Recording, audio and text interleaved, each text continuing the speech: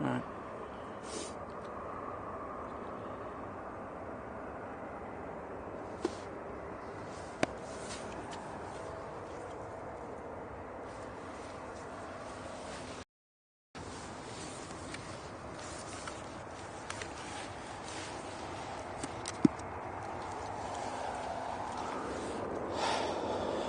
There we go. Good morning, everyone. Morning.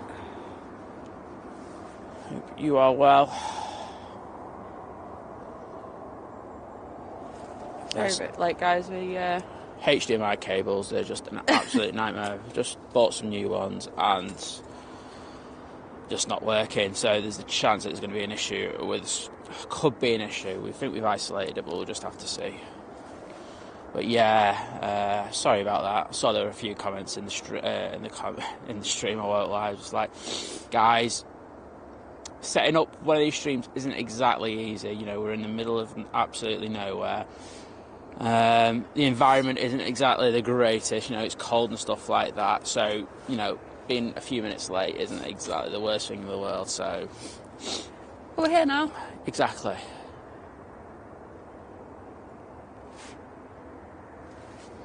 Yeah. All right.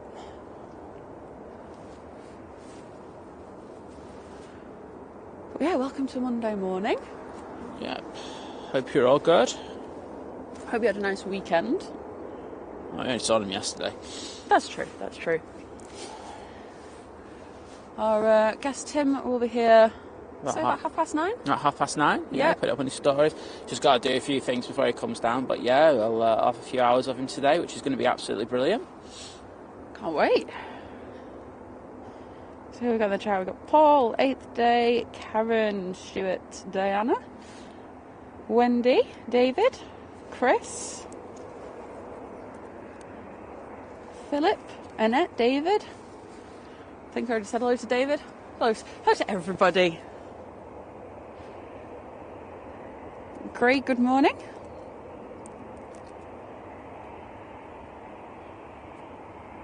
EDC, good morning. My voice is going. That was a good start. Botan, good morning. Ian.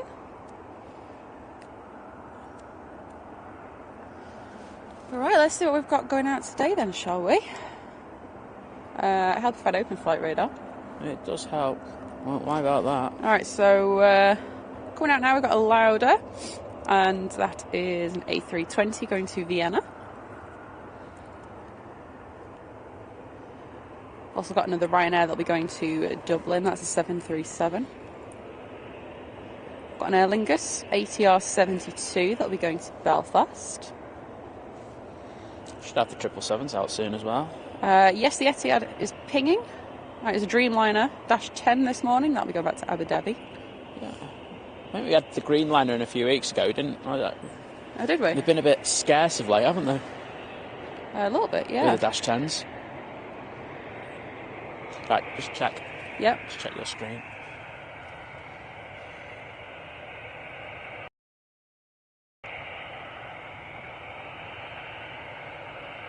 As long as it's just your screen, I'm not bothered.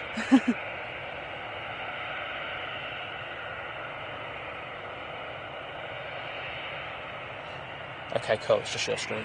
It's just that I might reduce my quality, actually.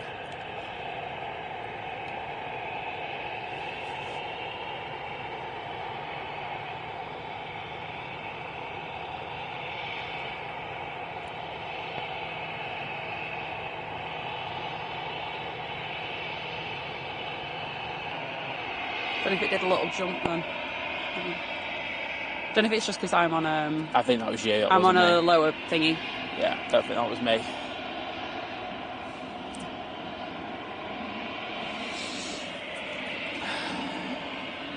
Yeah, guys, can you just let us know if everything's okay with the stream? We have noticed a couple of issues this morning. I think it's HDMI leads, but... yeah, right, let me just... if I just up my quality, and then I'll see how that goes. Chat, I'll be with you in a moment. That's this is the issue when you have problems out and about, you got to deal with them on the fly.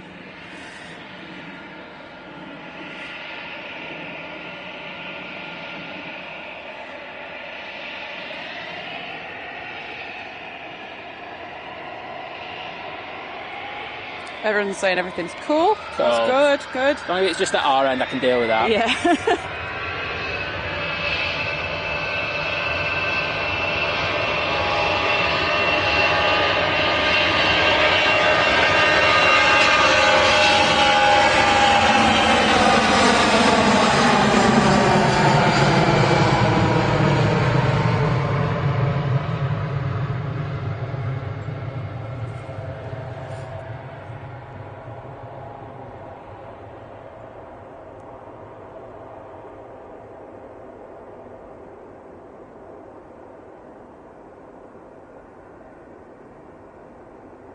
Okay, well that's good. Thank you everyone, thank you so much. Cheers. Yeah, mine looked alright as well, so that's cool. Excellent. Let's take a look at our lovely Nat's tower. Yeah.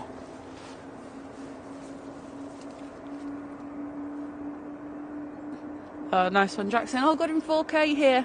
Thanks, guys. Yeah, so I think it's just an issue going to our external monitor then. Have we got the microphones on the right settings so instead I'm loud on one side? You're loud on one side. Do you want to talk again? Hello. Oh, wait a minute. Sorry guys, we were messing around with some of the settings yesterday, so... Test that. Test. I just feel weird saying test. We'll get there in the end.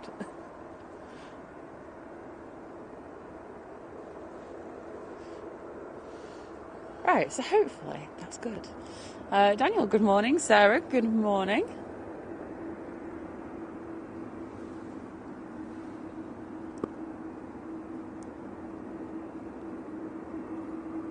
Yeah, that's it, Sarah. Sorry, I don't know what's wrong with my voice today. Saying she's a photographer and she's lost county times things have gone wrong and stuff, but you just have to kind of work with it, don't you? Yeah, that's right. And Jeff, good morning. Southside Aviation, good morning.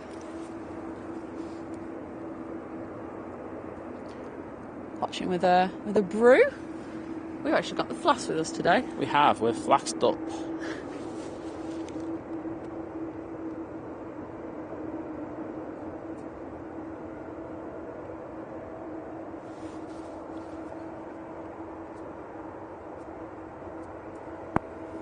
Okie doke, right.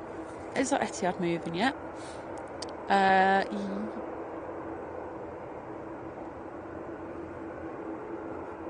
Oh, I'm assuming I don't know, Etihad's not on the radar anymore, but I'm sure it will be again in a moment. We heard it before, didn't we? Yeah, we did. And I don't know what's happening with it, so we just have to see.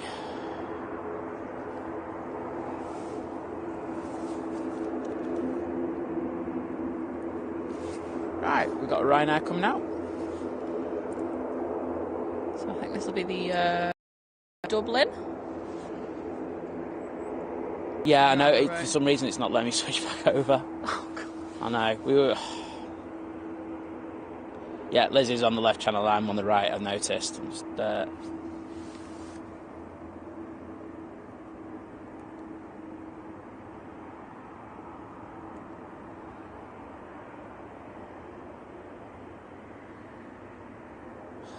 sugar. The joys of technology.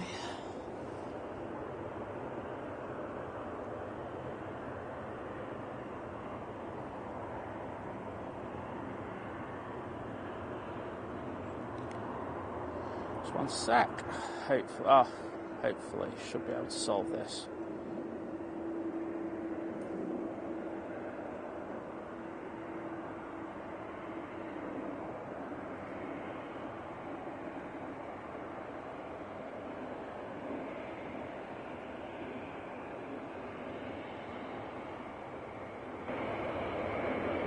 Right, that's better. Yeah, we're good. Yeah, just confirm that. Yeah, I can see we're both on the same channel now.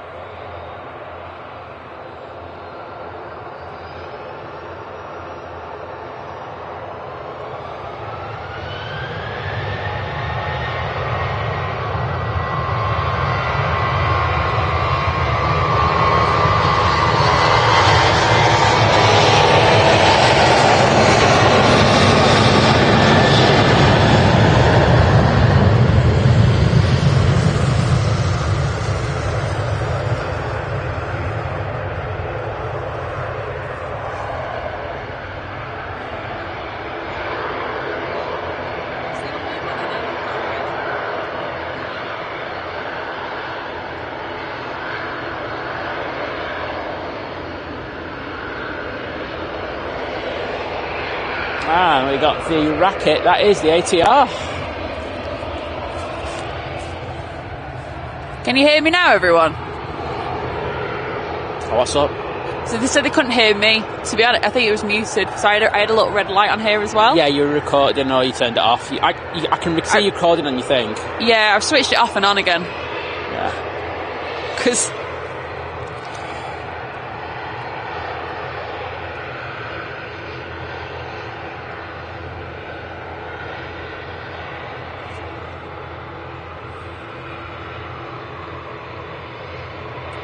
Okay, so there we go. Switch things off and on and we're all good.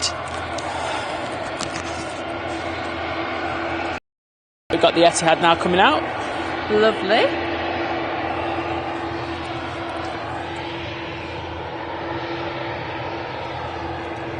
Oh, Davey, you know you love listening to me. Everybody loves listening to me waffle on about nonsense.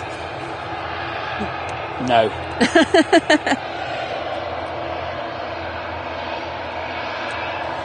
I'm guessing this ATR's waiting for this next incoming to touch down, and then it'll be out. I think I'm going to put my hood up. It's a bit cold.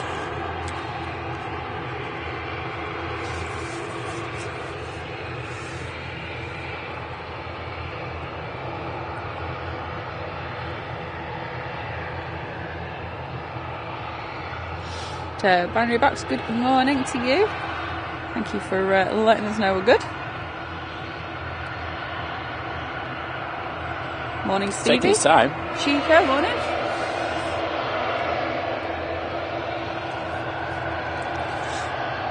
Miranda, yeah, it's an ATR 72. And it's rolling.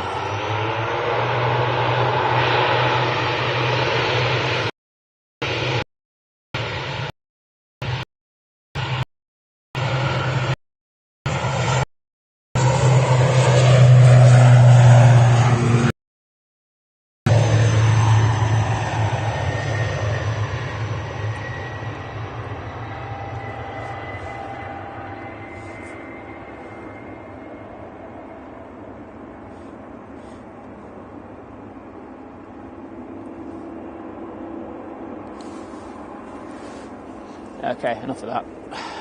Let's get on the Dreamliner.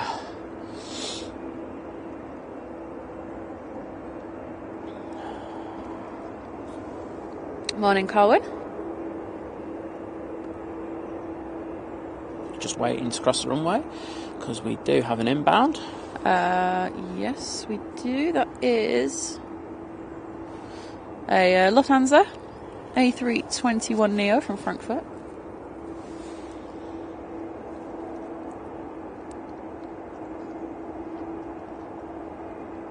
Yeah, Stuart, I thought that wasn't just me. Yeah, there was a bit of jumping on that ATR. Okay.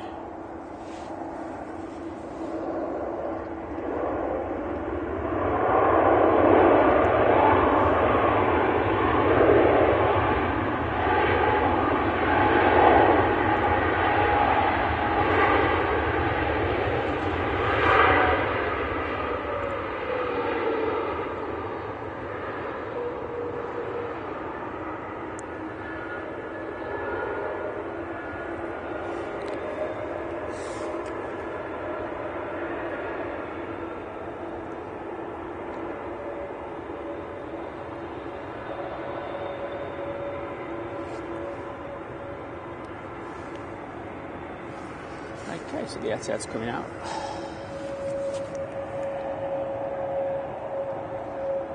Morning, unit. Hope you're well.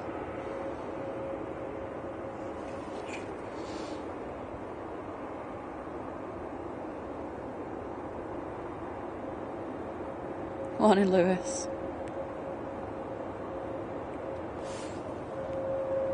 I'm sure you'll get that down here soon enough.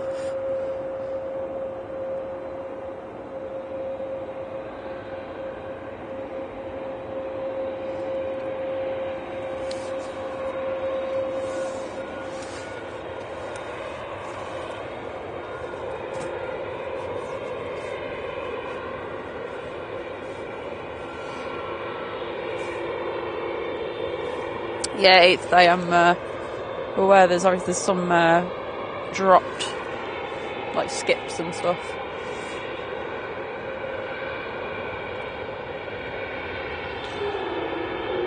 Base rate's good.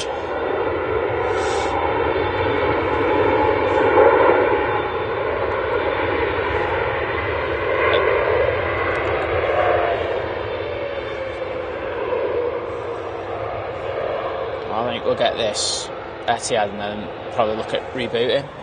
Sounds like a plan. And go to a simpler setup, one which destroys my back.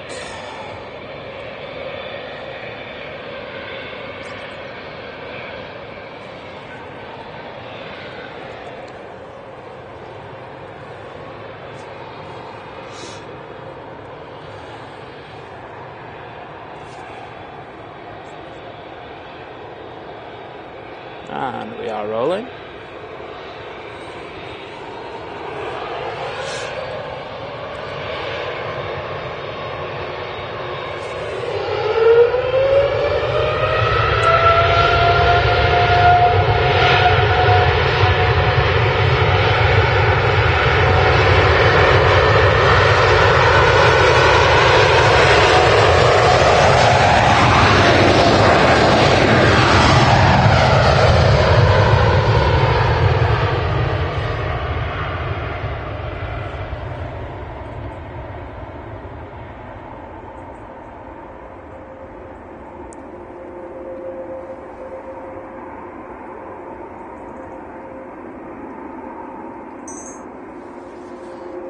I didn't realise that was the Eco Demonstrator. I've actually not seen that plane before.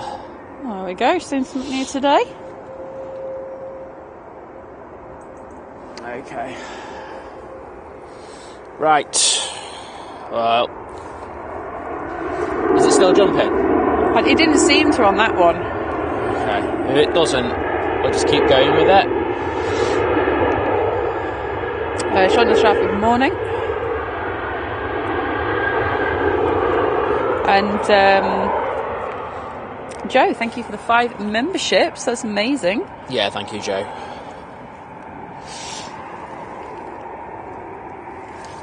They're going to JJ, Terry, Pat,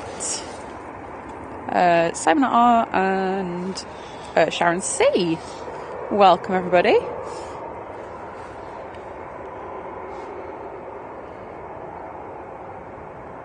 That should be our next plane coming out. Having said that, we've got a Ryanair coming out from the other side as well.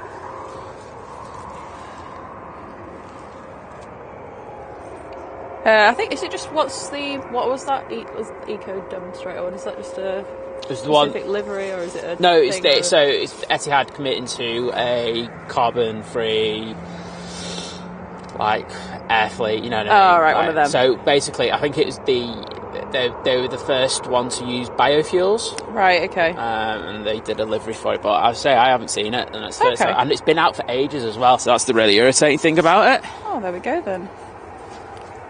Denise, good morning. Shelby, good morning. Yeah, so What's the crack? I thought that didn't jump on mine, that Etihad, so We're good.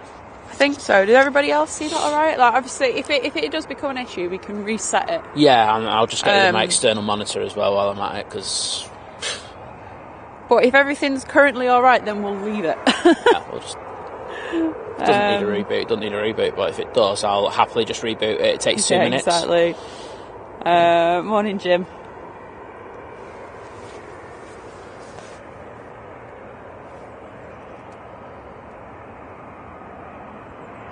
Right, okay, so I think for the moment we're good. Let's just keep our fingers crossed. The bit rates look really good. Like, really, I've got really solid numbers consistently, so I don't know why it would have dropped out then, unless it was a wire issue. Okay.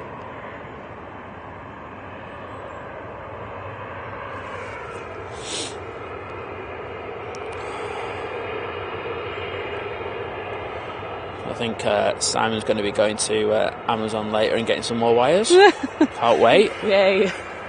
Magamani, good morning.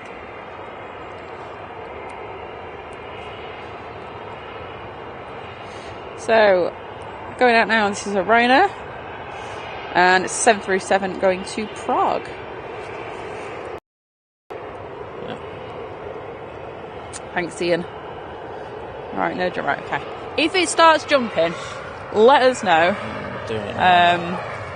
The screen's just it once again, which is nothing. Turning that. I'm off to go.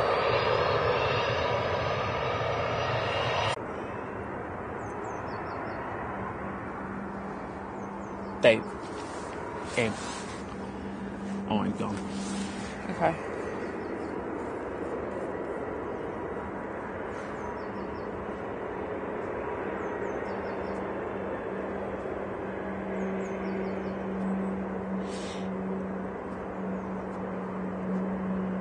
Trying to find the comment. Yep, should be back.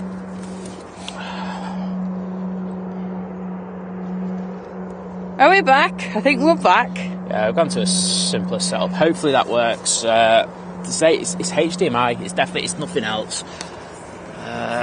We have plenty of internet fairies. We have plenty of internet fairies. We know the spot's good, unless there's like a massive shutdown in the area. So I've just seen Milo the German Shepherd puppy is in the chat. So get in hello, there, mate.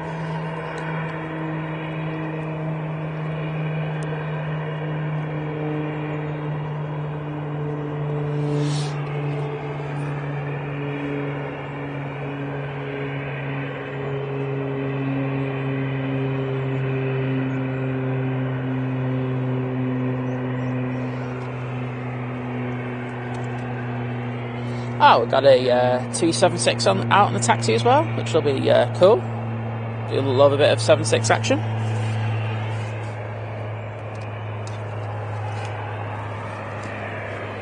Okay. Right, let's see where that's going. Well, first got an Aer Lingus. It's an A320 going to Dublin.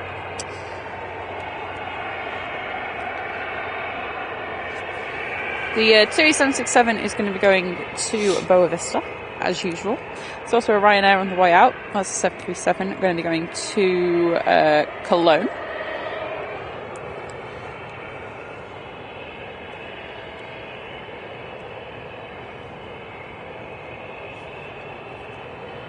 Nothing inbound just yet. Excuse me.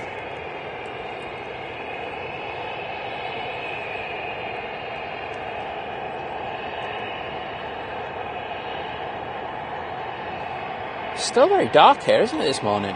Yeah, it's very murky. I was hoping it stays murky now, to be honest. Yeah, I will tell you, it's not meant to be that bright, is it? No. But oh, Paula, I'll be doing my Wordle later.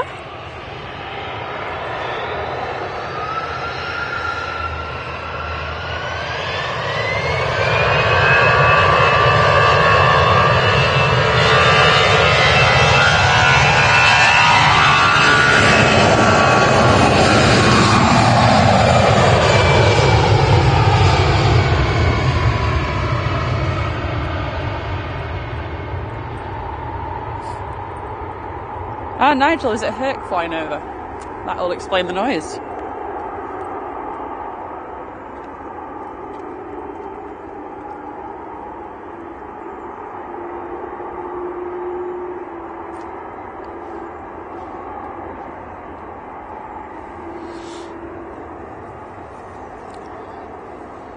Again, I'm sure you can hear the 7.6 in the background. A bit of hairdryer love. Craig's concerned about your blood pressure. All I can say is I have blood and it has pressure at this moment. I neither wish to confirm or deny anything more than that. God.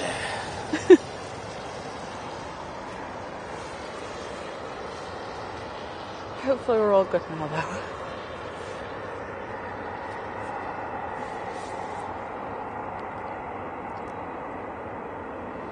It's always the case of just making it as simple as you can, isn't it? But yeah, that's it. You start adding loads of extra components, you just ask for trouble. But it's great when it works. Yeah, it really is. But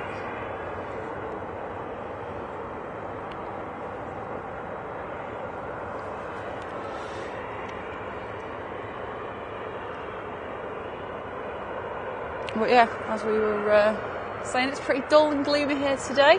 It's not raining though.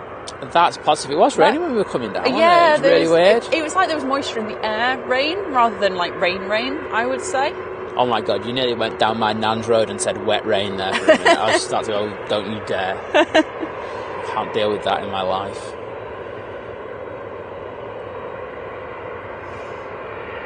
Craig, we went for what they called elastic bands because they do the same job to keep the yeah, I've got a cage. I need to implement that. It's not that it's not that one. It's not that one. So the one from the camera is always fine. We're really good at stabilising it. We've got a splitter, and it splits basically the feed from the camera into two feeds. One that goes to my laptop in order to basically distribute the feed, and then one that goes to an external monitor. And there just seems to be issues with that at the moment.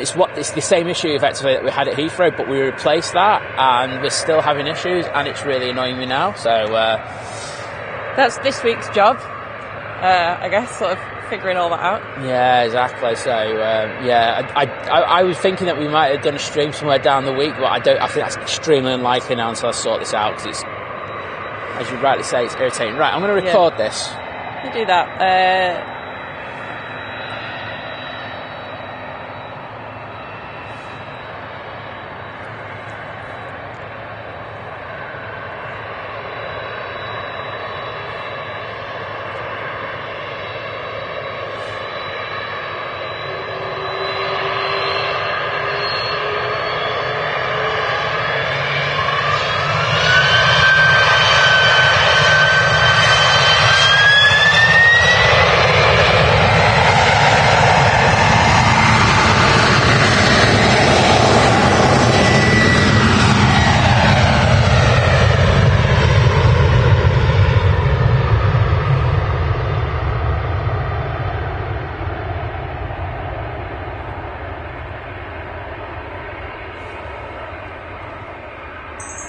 Well, that was a turn and burn.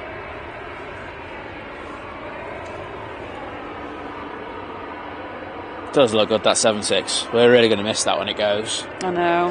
Having said that, I did see there's a couple of people who I follow on Twitter. Oh, yeah, this one was Twitter, and the cabin crew, and they were training up on it. So it's like, I was keeping it for a little bit longer, at least the summer. Exactly. It looks like they're going to be keeping it for the summer if they're moving staff over from the Dreamliner and the 7.3 fleet. So that was kind of positive.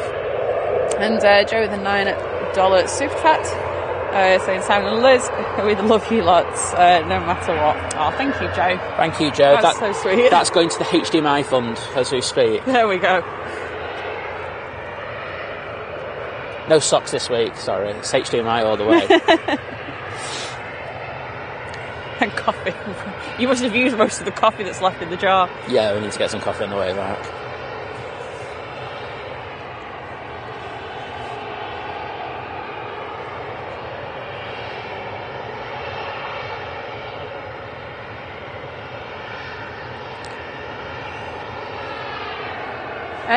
What time does that Emirates come in, that first one? It's usually about... 6, half 6, isn't it? Yeah, it's about 6, half 6 to me.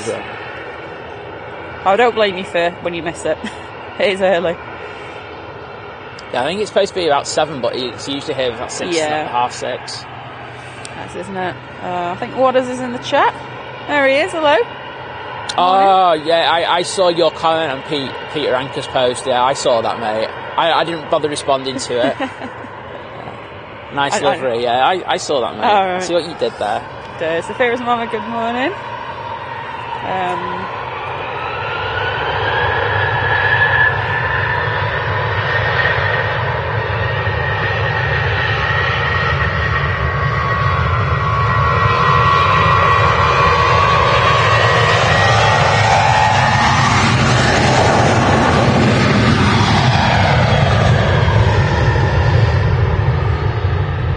But yeah, it could have. To be honest, it could be a few things, but we'll figure it out. Like South Side is not the place to be going. I wonder what's causing this screen glitch and things. So we'll figure it out. Like at the end of the day, we're kind of good now. We just have to like you say, remove certain elements and make it simple, and we're all good.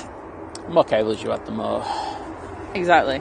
And Colin with the 20 New Zealand dollars. Oh, thank you, mate. Saying it a great stream as always, Simon and Lizz. I hope you guys... Hang on, let me just... Start that with a rewind. Oh no, that doesn't help me. I was trying to invert my screen to make that easier to read. For me to do it. I hope you guys had a great weekend. We had a I've gone German. A great weekend in Manchester.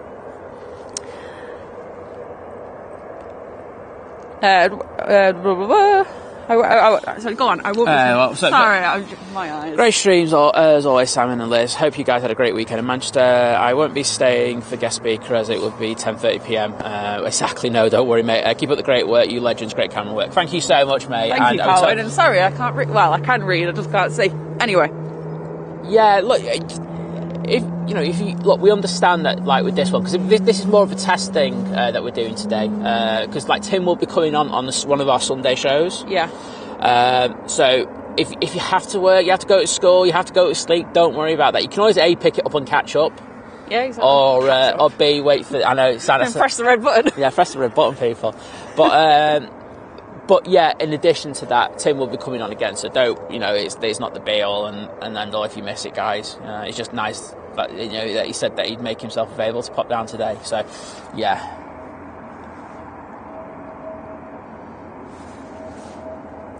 Now we have British Airways landing. It certainly is. It's come from Heathrow then. I think that'd be a very safe guess. I know.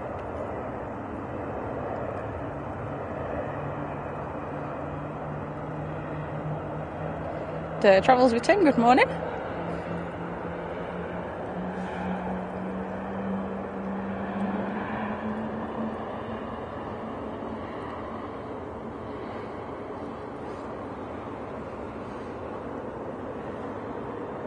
We get the cables off Amazon.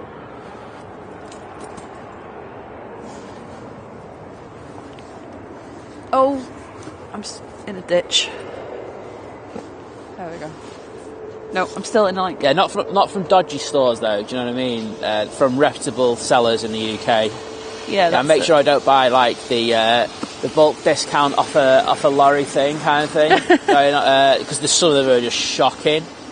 The manufacturing quality is absolutely abysmal. Absolutely. I just have to see. I tell you what, the police are making a big presence down this south side now, aren't they? I know they are. So if you come down here that often, we don't really get the police that often coming down on the main path in front of us. So the non-air, so on our side, not air side, and like the last two streams that we've done here, where they've had a big presence. I won't lie. They have, really. They'll be moving us on next, and I know that they moved a couple of people on not that long ago. So I'm just like, calm down. The first class aviation. Good morning. I can confirm everyone that the Robin is here to say good morning as well. Hello, Mr. Robin. I'm pretty sure I could get this little guy on my finger if, like... I'm pretty sure you could. Yeah. Now, where's the camera bag? Can't blame him. It's a bit, it's like squishy like a pillow.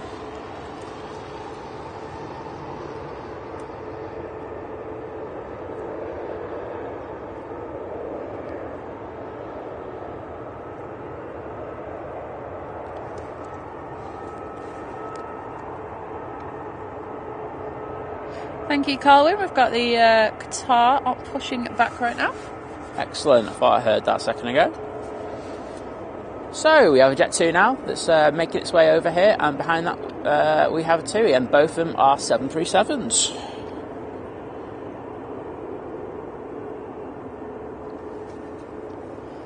Oh, thanks, Stuart, saying I have to say you two plus the background crew are brilliant.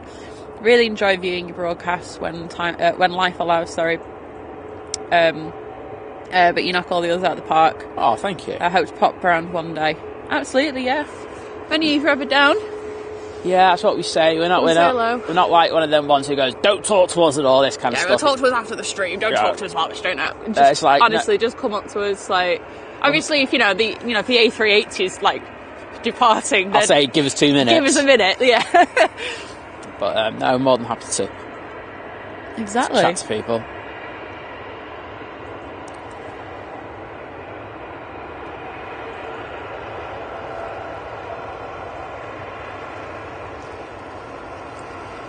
Let's see. Yeah, Craig, I just love wires like that are like... No, just streaming just because we can, mate. So it's just one of them. Anyway, have a good day, guys. Take care. That was the Police wondering what... Well, going with... I was going to give it a direct plug and say, watch us. Well, I thought, nah, mate. Yeah, just is anything interesting coming in today? It's like, no, we just do this for fun.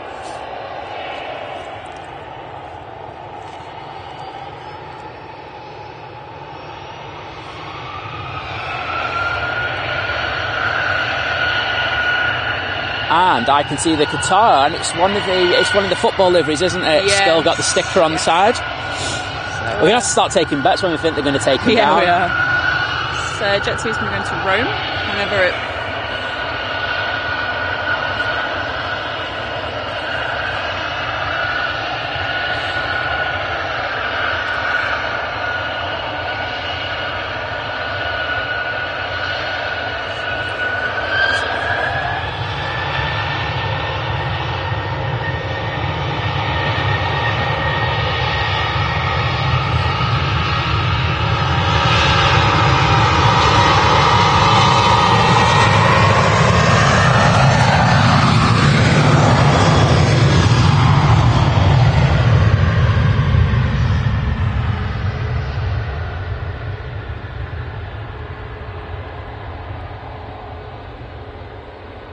I'm assuming by that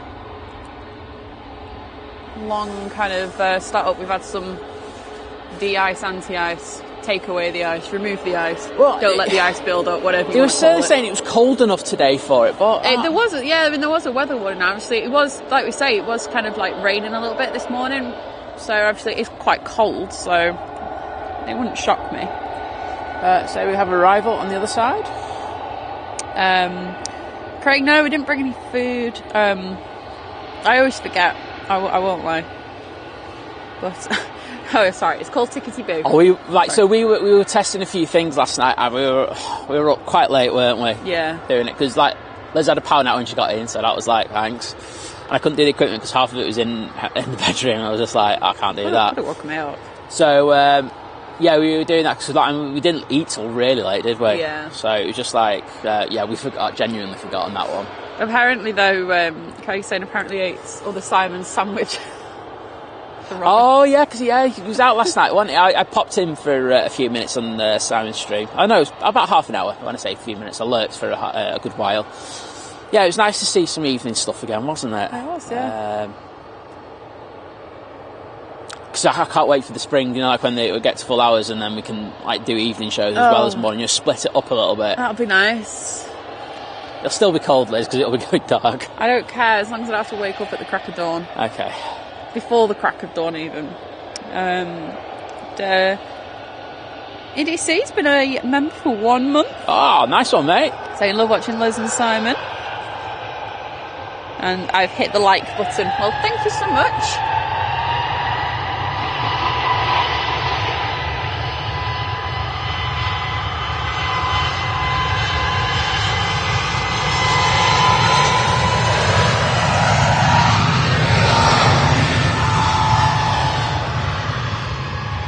So 28737 Max 8 is positioning it down to Luton. Oh yeah, nice early rotation on that, baby.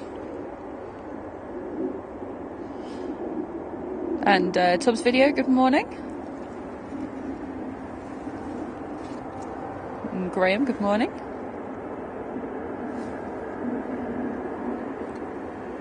So we've got a Ryanair crossing as well as the stunning Qatar 777 in the World Cup livery still. And this World Cup livery is quite cool, isn't it? Which it's got the one with the multicolours on the tail. Ah, right, okay, yeah. actually going to move my SD cards over. You're going to be rough for a second. I will apologise in advance. I'm not apologising, I don't mean like.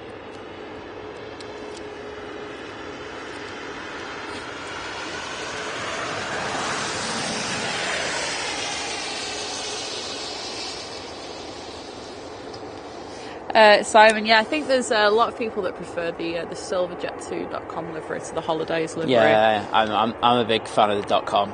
Holiday, not that much.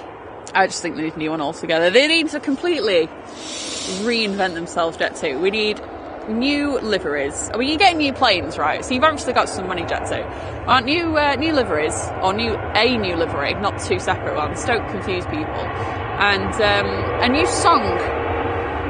Yeah. We've had it to the back teeth of Jess Glynn now. Make Jess Glynn have to go and actually do some work again, because I've not heard about her since, for a long time now. So I think she's pretty much just living off the Jet2 royalties.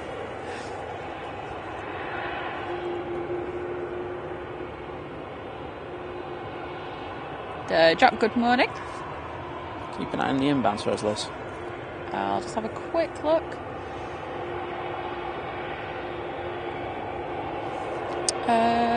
No. Okay, so we have this Ryanair now that's running down Victor Alpha.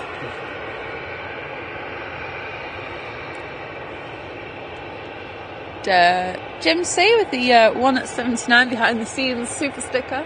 See. I haven't forgotten. It's on the to-do list this week. But thank you, Jim. Really appreciate that.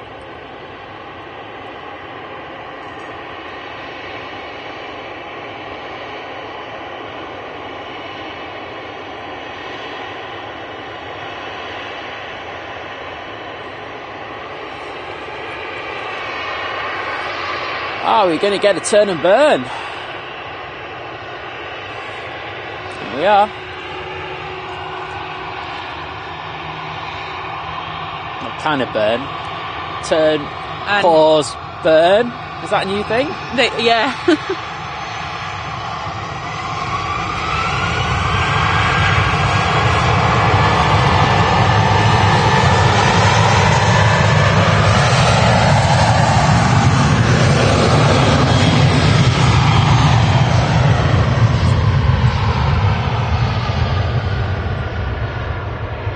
It's up to Shannon, that one.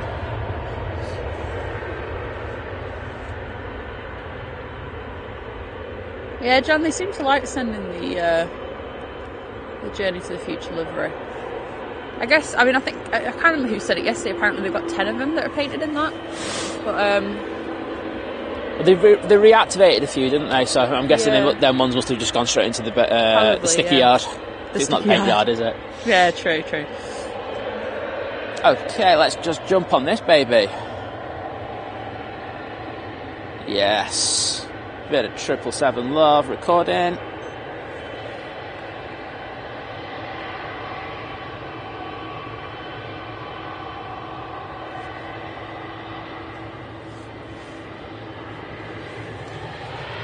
Looks like we're rolling already.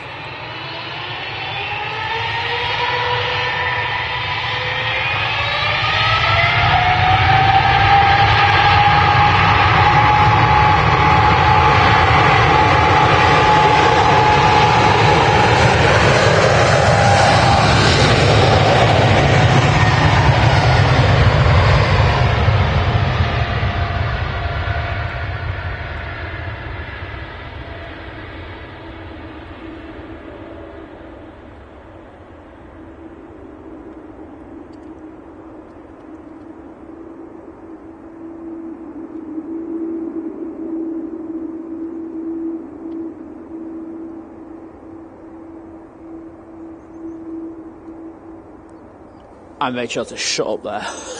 I know, I was waiting for the end record. Oh, he's doing it again! Oh wow, that fluff! So when it started, I'm sure everyone's seen that, but I'm not sure Liz would have. So well, I wasn't even looking down there. So when I'll watch it back now. When it started its rotation, loads of fluff went on the wings. It was gorgeous, and I was just like, "Shut the hell up, Si! Don't say a word." So then it got up, and then it got to when, I stopped recording, and then it was like a second phase of it, and it was just all over the plane. It was absolutely stunning. So Wow. Today's Fluffinator. Wow, The Qatar 777 going back to today's Doha. Fluffinator is sponsored by Qatar and their beautiful 777-300ER. Yeah, that was decent, that, wasn't it, people? Simon, yeah, we have done evening and nighttime stuff. But, we do it nearly off every stream. Well, yeah, we do, because obviously we're here in the dark because it's the morning. Exactly, but actually, like evening stuff, we did a little bit at the end of last year. Don't want to talk about that. Well, that one. I was thinking more of the fireworks one. Oh, yeah, we did the fireworks. That one worked really well. Yeah, exactly. But as we kind of get more into like spring, summer and stuff, it's be expecting some more. It's hard doing it in winter, I won't lie. I'm sick of it. I've got an extra layer on today. I've put a hoodie on. My coat really doesn't fit now. I don't know how I managed to zip it up, but I'm still cold. I'm actually regretting not doing the same because it is cold. Just another t-shirt would have done, to be honest. But yeah, it's bitterly cold today. So, and there we go. We've got the Back to the Future livery over there. Yeah, looking good. I'd say probably time to have our coffee. I'd say it probably is, isn't it? Yeah. Grab it then I'm going to take some. You do that, and I'll. Last time, everybody. There you go. Can I just grab my meds? 1 sec. What are you doing? Oh, meds. right.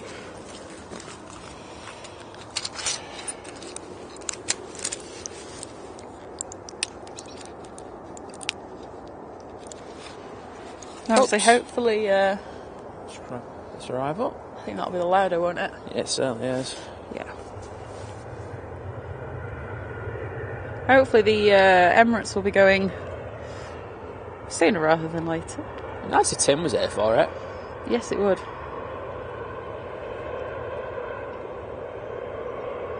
So, for once, I'm hoping there's a slight delay. As long as it's not past 10:30. Yeah. Because I have a vested interest otherwise. People liking the fluff there?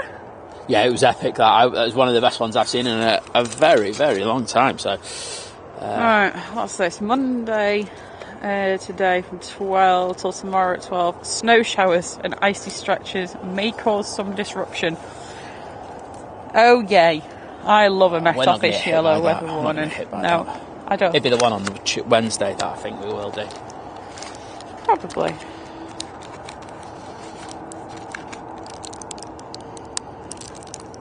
Right, so we've got the Singapore A350 from Houston, just currently over Bredbury. So that'll be next arrival. I will. Liz is going to be kind enough to make I'm going to pour him a coffee. If I can. Oh yeah, the Emirates will be coming out in a minute. Open the flask. The Emirates will be coming out in a minute because it's been de-iced. Oh right, okay, there we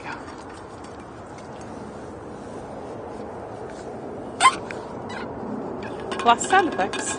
Great sound effects then. Got first dibs? No, it's alright. That's fine, thanks. Obviously we've got into that time of the year again where we're getting a bit of de-icing out, which is... Well, like I say, you could tell from that Jet 2. Yeah, where he was doing the stabilise and make sure everything's at operational temperature kind of malarkey. Yeah, exactly, that one.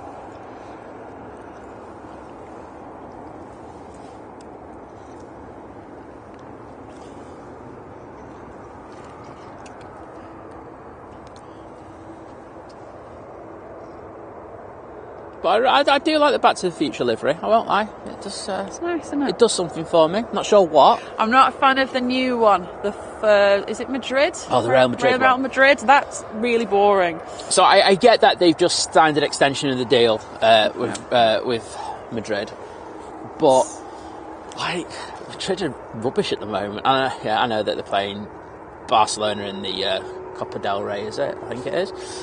So heading towards Hill Green now in Singapore.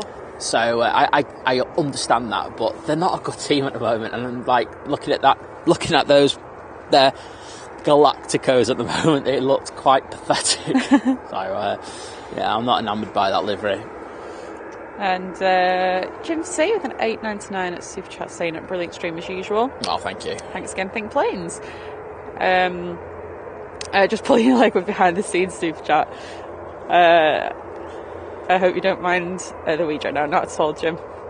It's probably a good reminder. I remembered I've got a couple of things to do. Jim, she said Thursday. She committed to Thursday yesterday, so like she's got a few days to get it done. Yeah, she said we've got a bit of snow on the ground today. Ooh. Keep it, please. I don't mind getting a video of it, to be honest. Right, I can see the Singapore. There we go. Let's grab it. Tell you what, because I've just inverted my screen to be able to read that out, and tell you what, the airport in inverted colours looks very strange. Excellent. The sky's actually blue. I don't want that. No. I can't be doing with that today because I won't be able to see the monitor, my back of screen. Max should be going out shortly, considering apparently it's been de-iced. I'm trusting Simon on that one. It's been de-iced, and then it's having a chat with ATC about getting out. I'm sure they'll be fine with getting it out, and I'm sure it'll have a slot.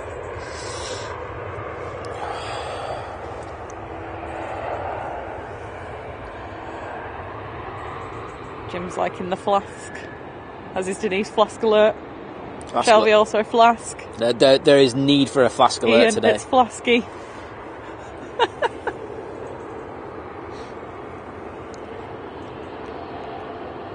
Oh, I can hear another ATR. Yeah, it's crossed the runway. Right, we'll jump onto departures because we've got 4 that I can see just within my eyesight. Well, you've got a Ryanair on approach, but that's where we've got the Loganair ATR 42. Oh, 5. Stand corrected, 5. I just saw the louder in the background. Yeah. No, the louder's going into stand, isn't it? It's just it takes that funny turn. Don't know where the Loganair is going because it's not got its destination on. But there's a couple of places where it could be the Isle of Man, it could be Aberdeen. That's about it, isn't it? I think you can go down south. Yuki? I don't know. Can't remember that. No, they do that lands. They do the long run, don't they? For it goes all the way up the length of Scotland. They do that route. I can't remember. It stops there. And I can't remember. Oh, I don't know. Where it's. I stopped caring about Loganair a long time ago. They started the HDMI issues. Yeah, they did. We also got Monsters. we've got the Jet 2737. That's going to be going to Malaga.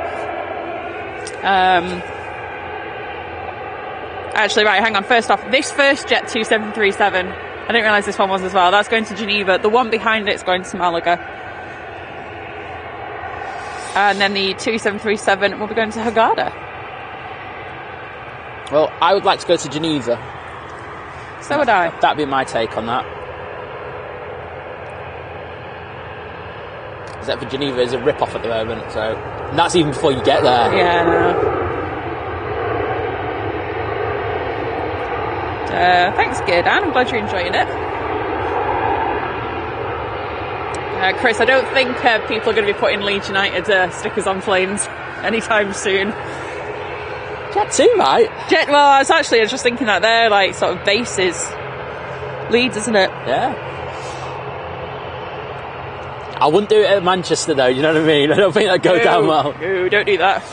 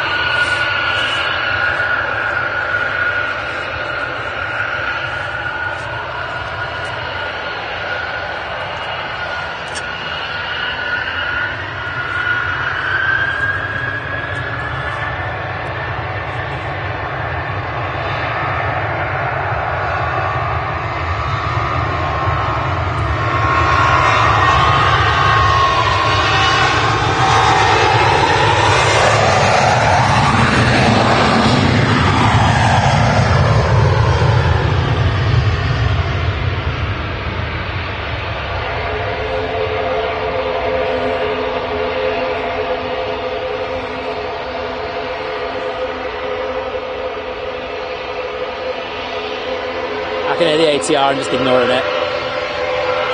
I'll read your comments after the ATR's got to cut himself, I think. Emirates is pushing. Hey!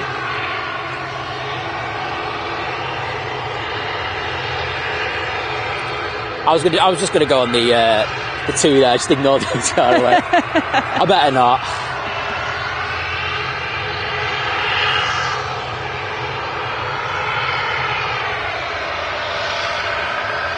And we have a TUI Dreamliner on approach. That TUI Dreamliner is from Birmingham. It's positioned up.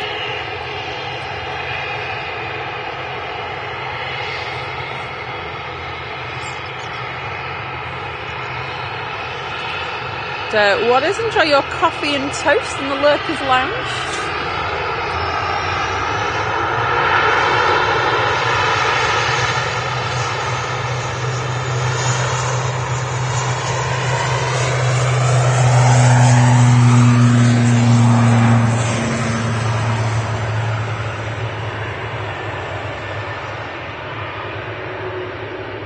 Oh, that's better. Pete, so Ryanair, so it's Lauda and Malta Air are both subsidiaries of Ryanair. Buzz. That's why they've got... Don't forget Buzz. And Buzz, sorry, I thought I'd forgotten something. And Buzz. They're all subsidiaries of Ryanair, so that's why they have the Ryanair flight numbers.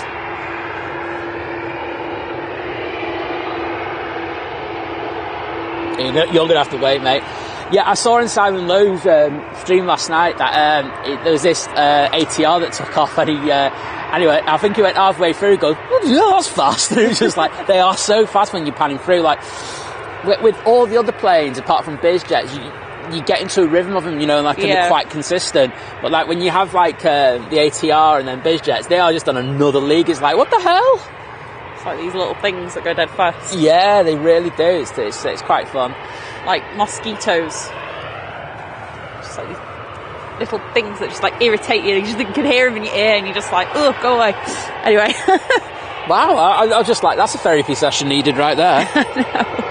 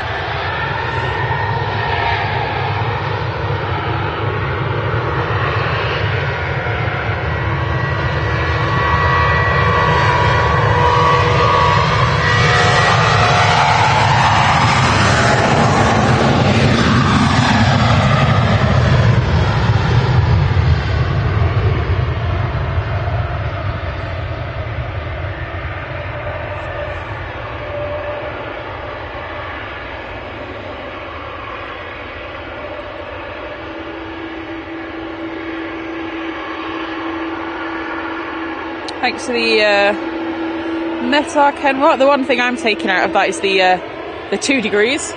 it does feel like that. You cold there, Liz? Just my hands more than anything, I'll be honest. My hands are gone, but you kind of you go through it, don't you? And then all of a sudden, you get some warmth in them, and then, like, when you think you've got it sauced, then they get cold again. Yeah. Chris is saying, just made myself a coffee. Good man. We've got snow on the ground in the northeast of England. Okay. Again, keep it. Unless I'm not going anywhere, then it can snow all at once. I don't care then. If I have things to do, then no. Marnik, good morning. Hope you're well today.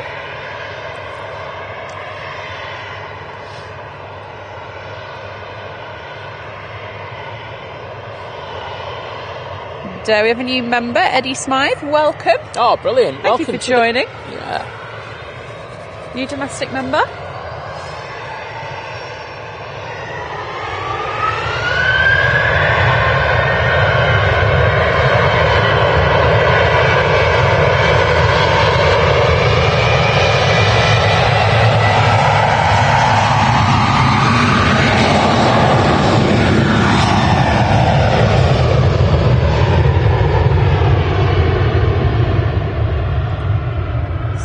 that's the TUI off to Hurghada. Got no arrivals at the moment, but obviously we've got the Emirates A380 going to be making its way over. Oleg, good morning.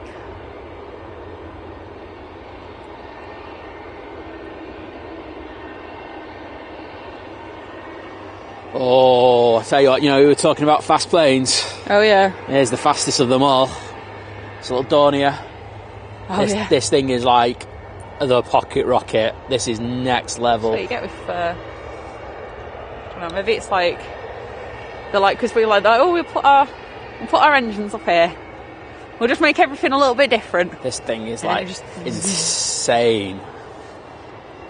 I've got to be honest, I've not flown a Dornier, so like, people in the chat, if you've flown a Dornier, is it like, do you feel it when you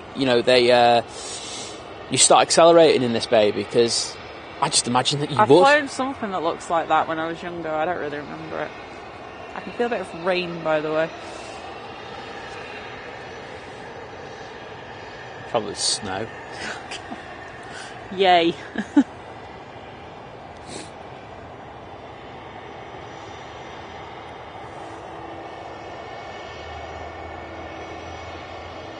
Yeah, there is a bit of rain in the airfield. Do you know what Super 80 Swiss Art? I've never really noticed the shiny kind of things on the Jet 2s. I'm going to have to keep an eye out for that.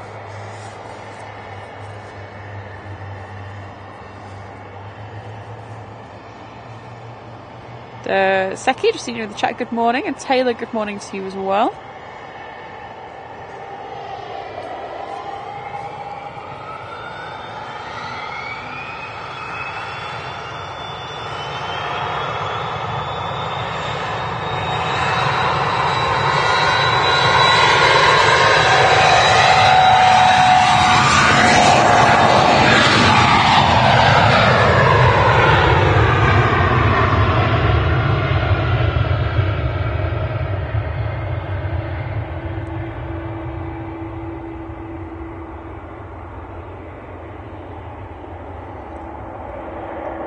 I'll take that as a pan on that. Yeah. Yeah, the sound is better though in 4K, isn't it, Taylor? But yeah, it's good sound. So you can really hear them ATRs when they go fast. They do, yeah. Paul said, I'm always on the lookout for swirls in the clouds and takeoff. Never forget the A380 takeoff from LAX. People, there is a legend in the house. Morning. Official legend. You guys are really well, even after all this back. That's alright. Just give us 2 seconds, we're going to have a quick chat. Yeah, you do that. I'm going to read out Marnix's €4 super chats. So thank you so much for that. Really appreciate that. Actually, it's a super sticker, isn't it? Is that a cup? Is that like a coffee?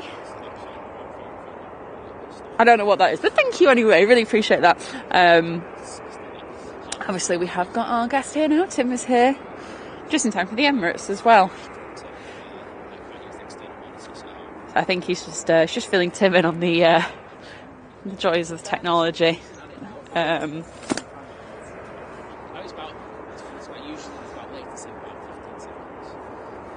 Harrison's in the chat. Get back to spotting planes. I don't know if you heard that. Simon said, "Get back to spotting planes, Harrison."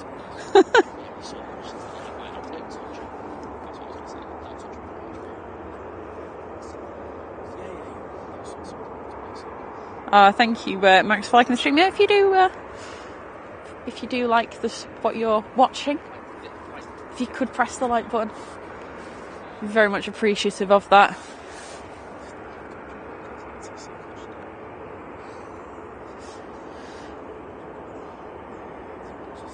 And Sarah Jo, hello to you, welcome. New here today. Joined at a good time. Obviously, the Emirates will be leaving shortly. Jilly Osborne, good morning. Right, I can feel a bit of moisture in the air, so let me see if I can find another bag to just pop over the wires.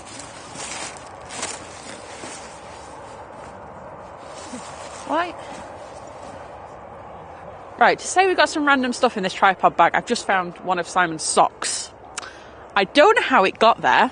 I don't know what it's doing there. But,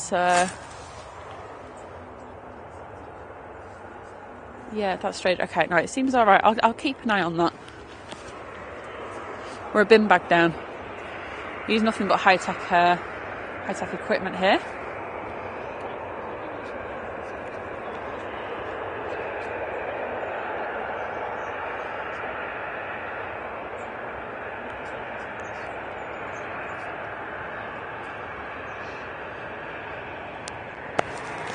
Well, I'm only at the door near comments, right. Sorry, I'm going to try and catch up in the chat. Hello. Right, Liz, you're going to have to come close to me. Okie doke. Right, what side? Right, you go on that side. Cool. I'll go wherever, I don't mind. Go wherever you want to go. I'm good here. So, as we said, we're welcoming Tim onto the show. Tim is a ATCO at Manchester Airport.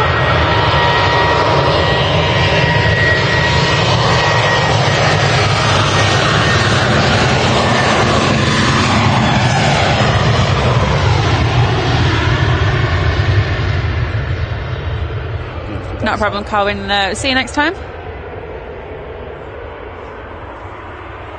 And he's very graciously said that he'll come down and just talk about his job, what he does in his day-to-day, how he started out. I think that's an important one because there's a lot of young people who are looking to join the profession. I know that at the moment you're not open, are they, for positions, but they are going to be looking. Yeah, I don't believe so. The best way to check on that information all the time is on the NAS recruitment website all the time. That's the most up-to-date information.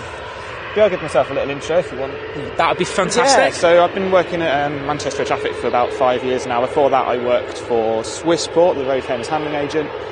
And before that I did 6.5 years at McDonald's. Everyone's favourite, or not as Harrison will argue, burger chain. I won't lie, I've learned so much about McDonald's off you. I think more than I ever wanted to know. I think most people who know me have as well, unfortunately. But yeah, I started my ATC training with NATS in 2017. Yeah. Went through the same process that everyone would. They start as a rookie effectively.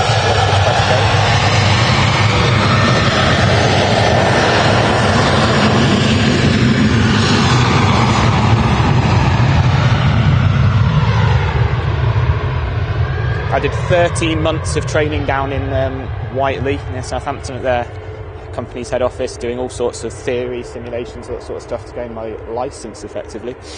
And then I came here to Manchester and did lots of training because we have 2 validations here at Manchester, so I only became fully valid here in June last year. And that was in radar, but validated in the tower back in 2019, January 2019, I think. Excellent. It's amazing how much you forget. When you forget when you did it, it's all sort of merged into one. But look at this, just in time. One sec. So we're going to grab this because it's what everyone comes for, isn't it? Do you know what I mean? So we're going to grab this departure and then we'll talk to Tim a bit more. But just to say thank you to Joe for his 1 gifted membership into the group. We really appreciate that. Your support's amazing. It's fantastic. So thank you, mate. And we'll get this now. And Tim's going to get a reel because he's a legend reels.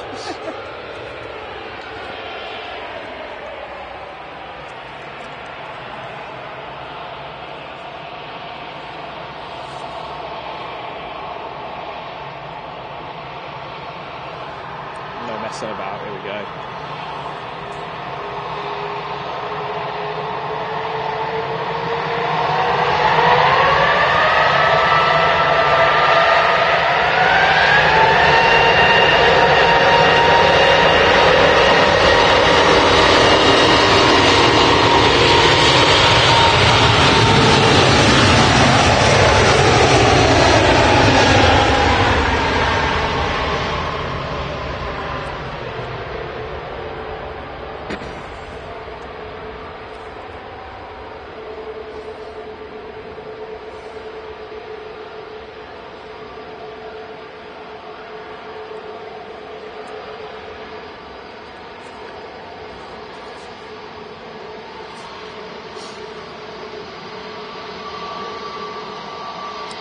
Fluffy. Yeah. So we had the 777 go out before Tim. Oh my god, it was like fluff porn. As you can imagine. I'll have to go back and watch that at some point today. Yeah, you'll have to watch it's that. Hard to watch the stream when you're in the car. Like going down the M6, you mean there weren't any traffic jams? Hard on it. Didn't come down the M6. Snuck through lovely Cheshire this morning. Ah, got you. Don't touch the M6. It's awful at the best of times, isn't it? Yeah, this is one of the benefits of our job is we don't do any travelling at rush hour. Well, our morning shifts start at like 6:30 in the morning. The shift handover in the day is at like 1:30, and then the evenings are at 9:30. So you very rarely find yourself driving in rush hour, which is genuinely one of the perks of the job because I can't stand traffic. Well, I mean, that's one of the things that I know is like really interesting about your kind of job shift patterns. It's like yours is like two, so you do 2 earlies, 2 afternoons, and then 2 nights, and then get 4 days off. The 6 days can be long. Like at the end of day 6, you definitely like, I'm going to do my 4 days off now. But the 4 days off is amazing. Exactly. I mean, I'm lucky in that I can be flexible with my stuff, but I've always found, and I've spoken to other kind of ATC about this, it's how you get into that kind of sleep patterns, because you're changing from the 2 earlies to the 2 main. And is that something that you kind of develop as you go along? You do. For me, like talking about McDonald's and Swissport and stuff, I've been doing shift work since I was 16. Yeah. So almost 13 years now I've been doing shift work. Yeah. So it's almost ingrained in me that's how the body works. But yeah, you learn, you find ways to deal with it. It's about just managing your life and not putting yourself into anything that you don't want to do. Absolutely. So, yeah, when you've got family and stuff, it makes it definitely a lot harder, but, you just deal with it, don't you? You evolve. Especially when it comes to nights, everyone has their own way of how they deal with nights. Yeah. And, mine definitely involves staying up late the night before, and then making sure I'm not up at 6 o'clock in the morning if we've got a night shift that night. It sounds obvious, but, unfortunately, some people can't help it. Family gets in the way and things like that, but I'm very fortunate that... Oh, no, I mean, you're talking about getting into them patterns. I know people who've been doing stuff for years and they still don't have patterns, and I'm like, what the hell? Yeah, so... And then if I've done nights on the first day off, I force myself pretty much to get up at a normal time.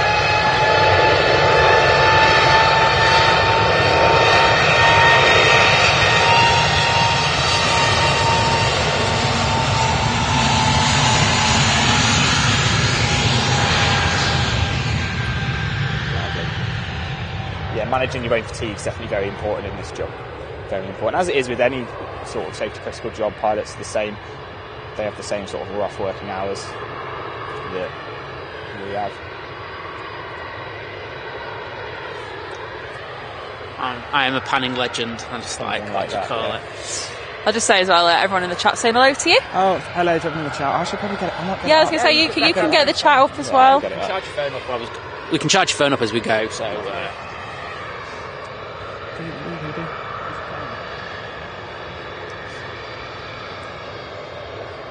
I love using my behind. It's a Loganair, so I try to ignore it in life. That is my kind of just one thing that I do. I try to ignore Loganairs. They destroy my cables, so I've got like a big hatred towards them. Is that when it happened? Were you paddling a Loganair and you broke your camera? Not today. So we were down the bottom end once, and there was a go around because of a Loganair. So I stuck on the Loganair, and it snapped the cable. I was like, you.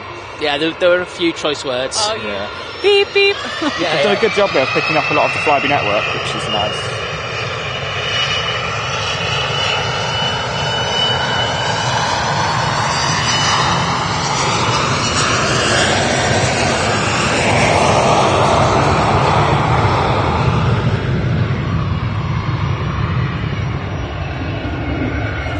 Yankee Tango, good morning to you.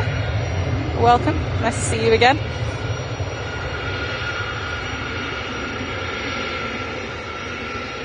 And, Joe with a nice message saying hello, Tim. Retired FAA. Yes. You are the future of air traffic. I am the past. That's but he does teach. He teaches. Still actively teaching. Absolutely, yeah, and that's what quite a lot of people tend to do. When we were at the college, there's a lot of training instructors are people who aren't operational anymore, but they're passing on their knowledge to, like it says, the future of air traffic. It's all good though, isn't it? Because, Absolutely. Because the main thing is experience, isn't it? You know, you can go through all these simulations, and I know you do a lot of simulation-based training, don't you? Yeah. You know, about, you know, possible things that have happened in the past, as well as stuff that, you know, could possibly happen. Absolutely, and we still do it now every year for our refresher training. As I put on my story, we still have to do sim work every year to keep ourselves up to the standard that's required. Yeah. The training sort of never ends in this job. It's not like you validate and you've got all the books down, you go, I'm done. You'll spend your life still learning new things, procedures change, new things come in, runways get built, and you know, you have to keep training the whole time. Yeah, because everything's so fluid in this sector, isn't it? You know, you can do permutations and combinations for everything that you could possibly think, but when an incident happens, it's usually stuff that you've never foreseen.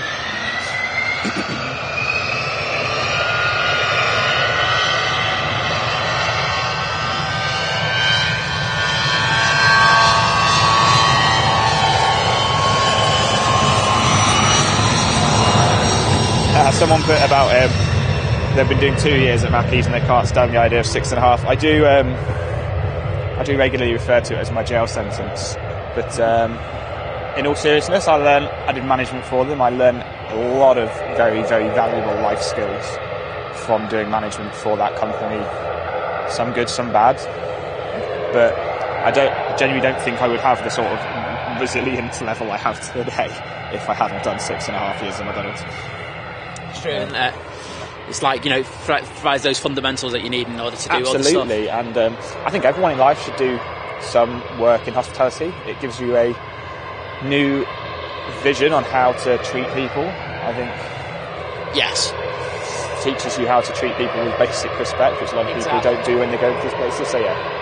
But going back to what we were talking about before, the procedure, especially with the MAN-TP development going on, our procedures for how we work up there, I can't go into a lot of detail about a lot of them because a lot of it's restricted information, so to speak, but you know, it's changing it almost every month with all the new stuff they're building, and it's exciting. It's good to see it. When it's done, it's going to be really good, but it involves a lot of chopping stuff up to put new stuff in, so for us that's quite difficult, but that's also one of the challenges that makes the job interesting. Well, it's a constantly changing thing. I mean, I remember, do you remember when we had the taxiway issue? You know, when you had the taxiway, you know, when they were redoing the taxiway, all this and everything was changing every single day, wasn't it? Yes. You know, like the NOTAMs must have been hilarious at that time, and I know that it provided a lot of additional stress for the staff at ATC, didn't it? Yeah, we let's go. Let this Nige depart. It's quite rare to see a classic 321 here.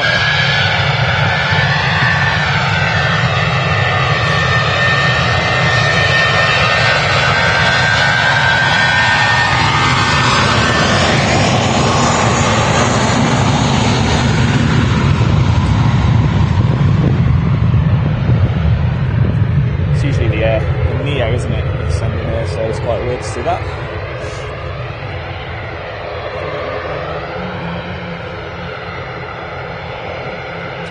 Throw something on my story.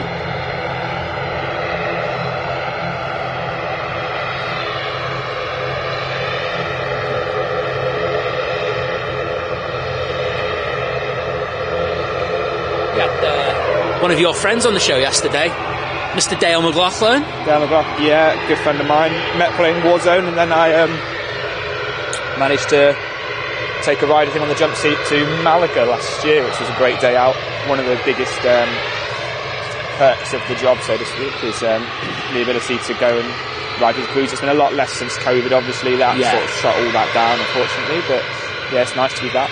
You've done some epic jump seats. I mean, I remember when I got photos of you going to Rome on the 737 and the Jet 2. Geneva on the 73, that was incredible, doing the approach across Geneva's amazing, that approach.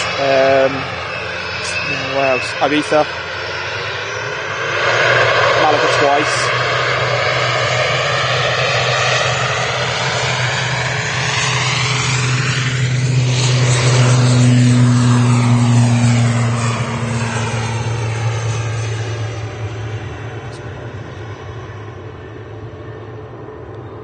And then Lanzarote as well.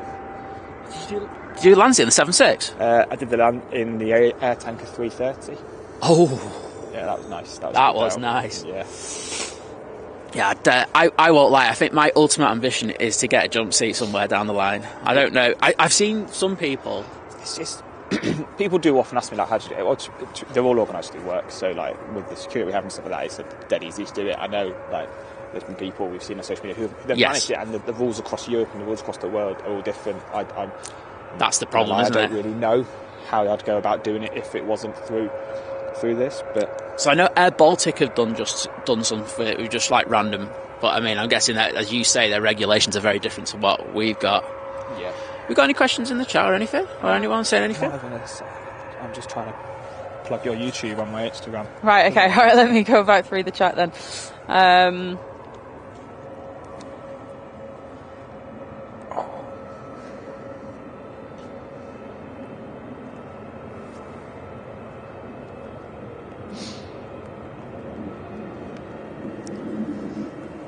Right, so Raoul said, I don't know, I couldn't hear before what we kind of like went over what we haven't been saying. How many hours in a row do you work, taking into account that you have to be like fully focused? It genuinely varies. There's a lot of rules and different things that I won't go into a load of detail about which positions you can sit where, but generally it's an hour and a half before we need a half-hour break.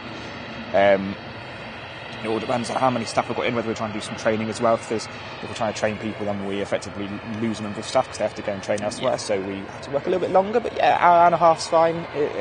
And you get used to that. It's intense periods, though, isn't it? It's like, well, I would say little and often, isn't it? And you get like, well, I don't mean little because you know you're doing a lot, but I mean over summer as well. There can be days. So I know one day genuinely sticks in my mind. I did an hour and a half. 05 right arrivals, and we would just land in a plane every single 9 seconds to 2 minutes just for an hour and a half. But at the same time, it's just you're conditioned to that. That's your job. You get used to it. Exactly. But yeah, it can be good fun. I prefer busy over quiet. I've done my whole life in any job. I'd rather we were really busy. It's a lot more fun when it's busy. Nights after COVID must have been hard work. Like when I know they closed it for a while, so that. But like when we came back and we started doing nights again. Winter now, so if you look at Flight Radar at Manchester for today, I'm sure if you got it up, there'd be after midnight maybe 4 arrivals. Over summer that can be. It's constant, isn't it? It's crazy. So it generally just depends with the seasons.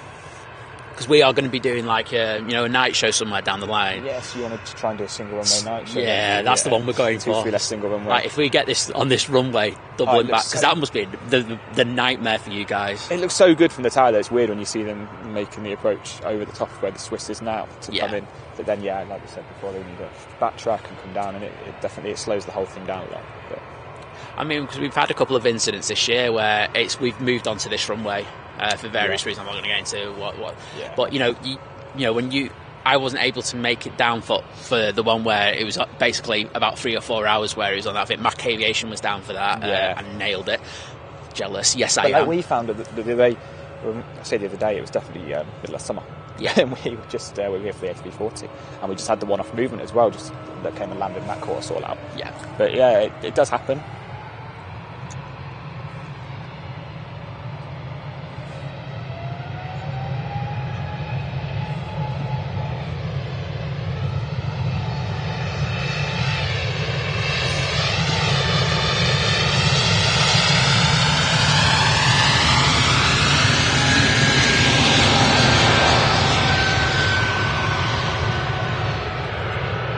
Chuck some controversy right in your stream now. For me, that's always the C series.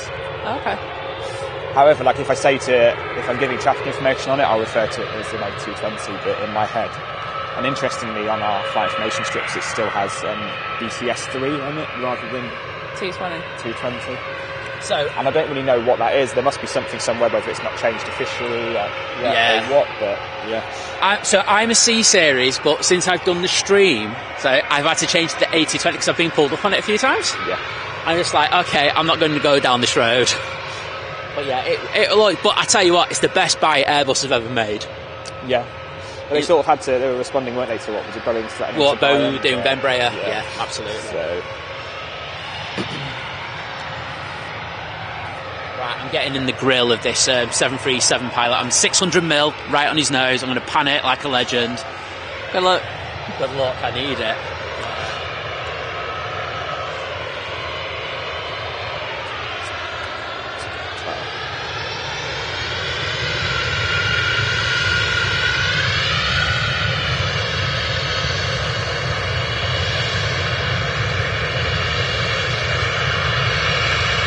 someone saying, where's my Instagram?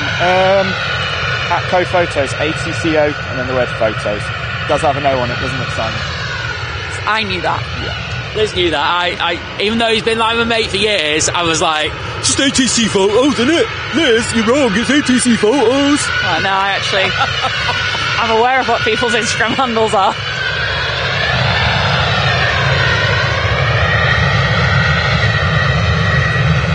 Do I ever fall into a YouTube hole and listen to funny ATC chats?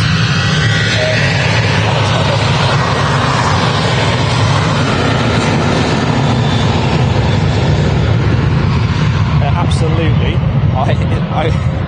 There's some really good YouTube channels out there with stuff from the States in it, and it's very entertaining. I'd never have really balls to say anything like that.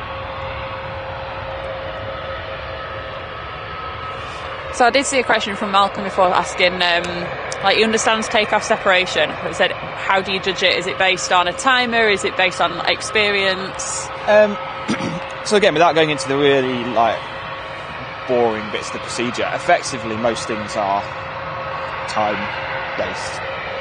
Manchester's got on this end, Listo, Samba, Hooks and Eclad, Pole, Sonics and a SID we don't use, so 7 departure SIDs, all of which are deemed going in different directions, and then based on which direction it is we can have a certain amount of time between each departure, and that is from wheels up to wheels up, so you're clearing it for takeoffs in anticipation almost that you're going to get the time, but that comes with experience and training.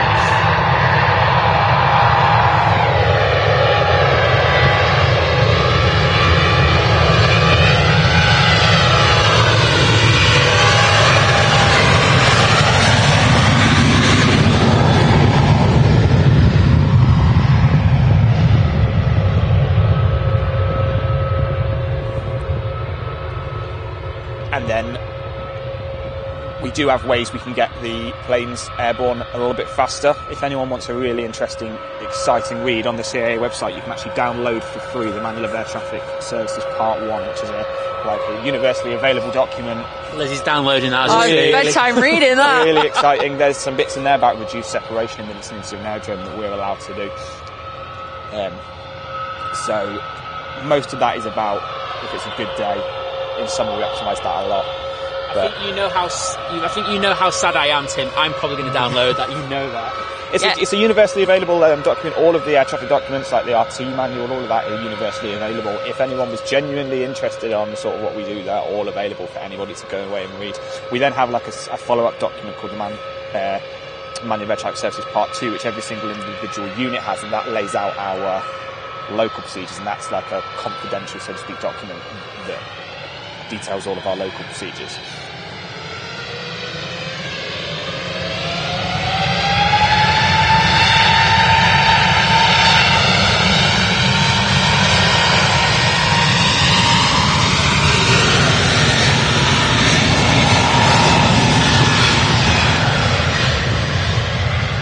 I'm excited to be taking my first trip with the German National Carrier in March. I'm excited for that.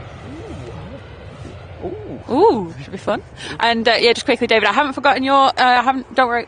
I know we've got the members only questions. I was just in the process of trying to get them up on my phone, hence why I went to YouTube first. But let's go through these. It's gone quiet.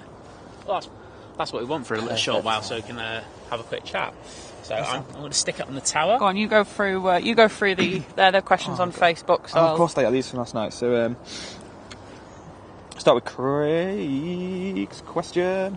Do you prefer classic radar displays with figures for flight level, etc.? That's actually what we have in our radar room. It's just imagine it's exactly what you'd think it is. It's a little star shape with some dots, and it just has all the information about the aircraft with its level, its selected level, for example. We can see that as well. If we want to, we can see what heading they're flying and what speeds they're doing as well. So that's. So is that a unique thing that you can actually change? Is it like? So most of it's there. Not like per controller, the flight level, selected flight level, speeds are always there. Then we can expand the label a little bit if you want to get heading information, but usually that's on your strip. That's usually if something's coming over from the sectors and you're interested in what heading it's already flying, you can click on that and see that already. Chris's question, which is I think going to be a common one, which is what got me into air traffic. Absolutely. As a kid, I was very, very fortunate. Did a lot of travelling around the world. Never really wanted to be a pilot.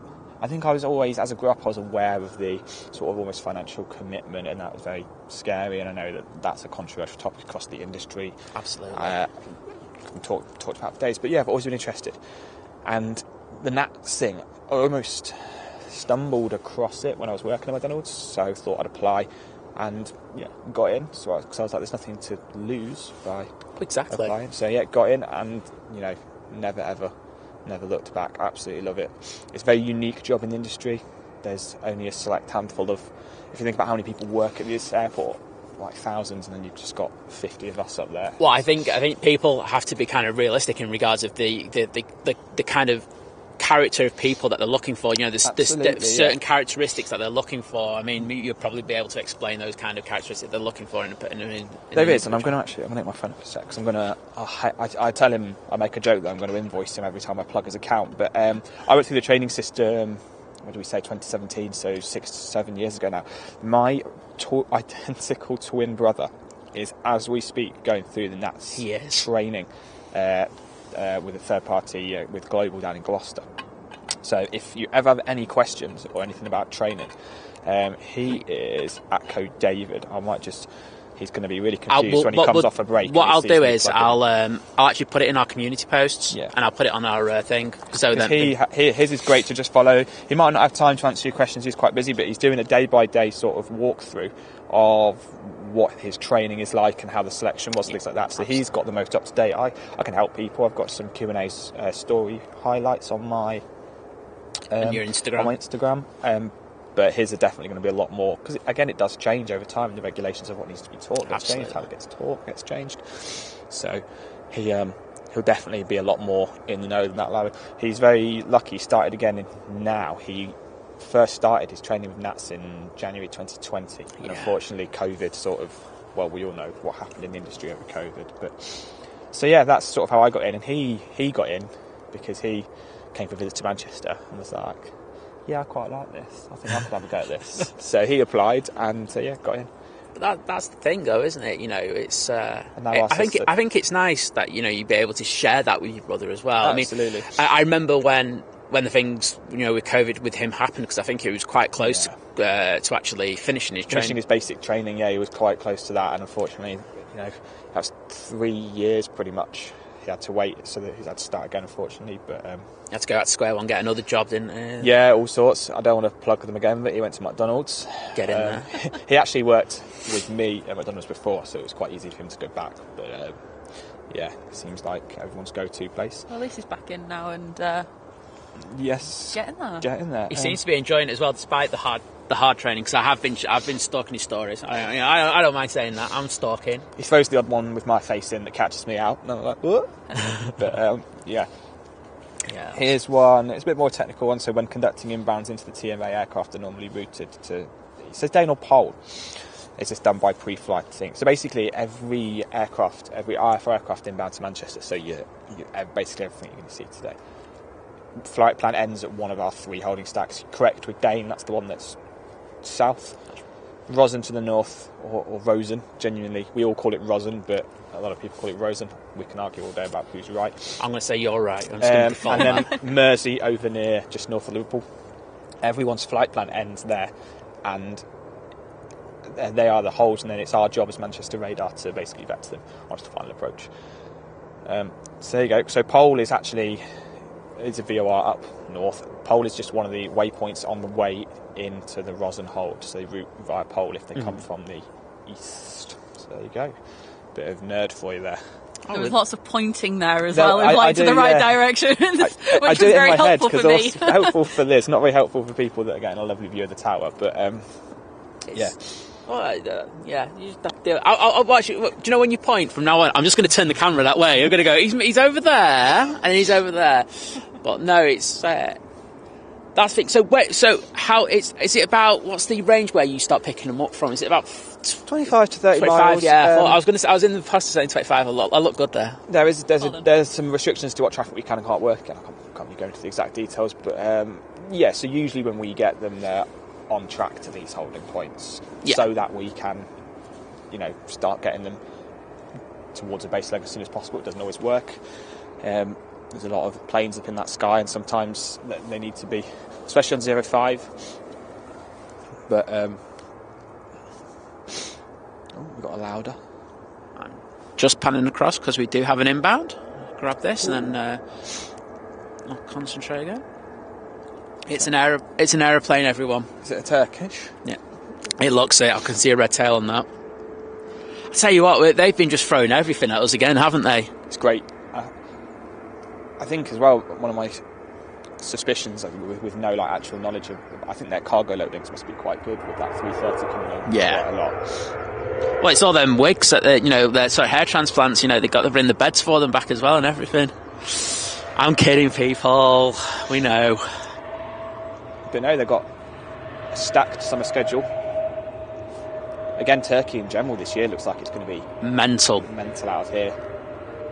Well, I mean, one thing I only really noticed this year, I don't even know how, but that Ryanair don't fly to Turkey. Yeah, I never really noticed that. I was always like, don't know what there must be some politics with O'Leary, mustn't there? It was like, I'm not dealing with that. One thing I did notice was, just as you were speaking, that we had the BA that was round the back of STS. Yes. That came round and gone to the stands just to the next to the tower. Yes. Don't know what they're doing with that.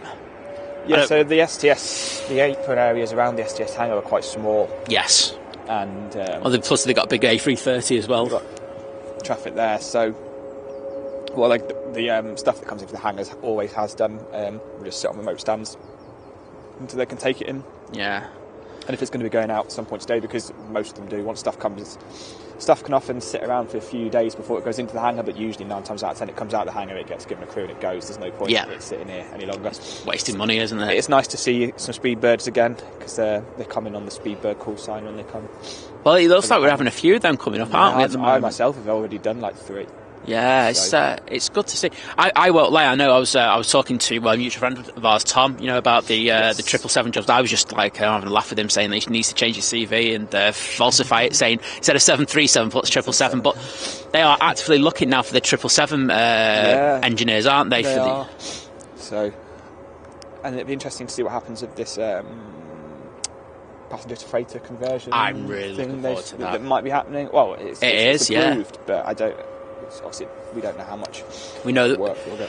Well, I also think with STS as well, and I don't mean this in a disrespectful way, like, with stuff that's happened at other airports, they've been saying that they're going to do that, and then it kind of hasn't panned out that way. But this is doing really well from what I can see. Yeah, it's fantastic, and we kind of needed something to be done, haven't we? Because that hangar was just effectively not doing much, was it?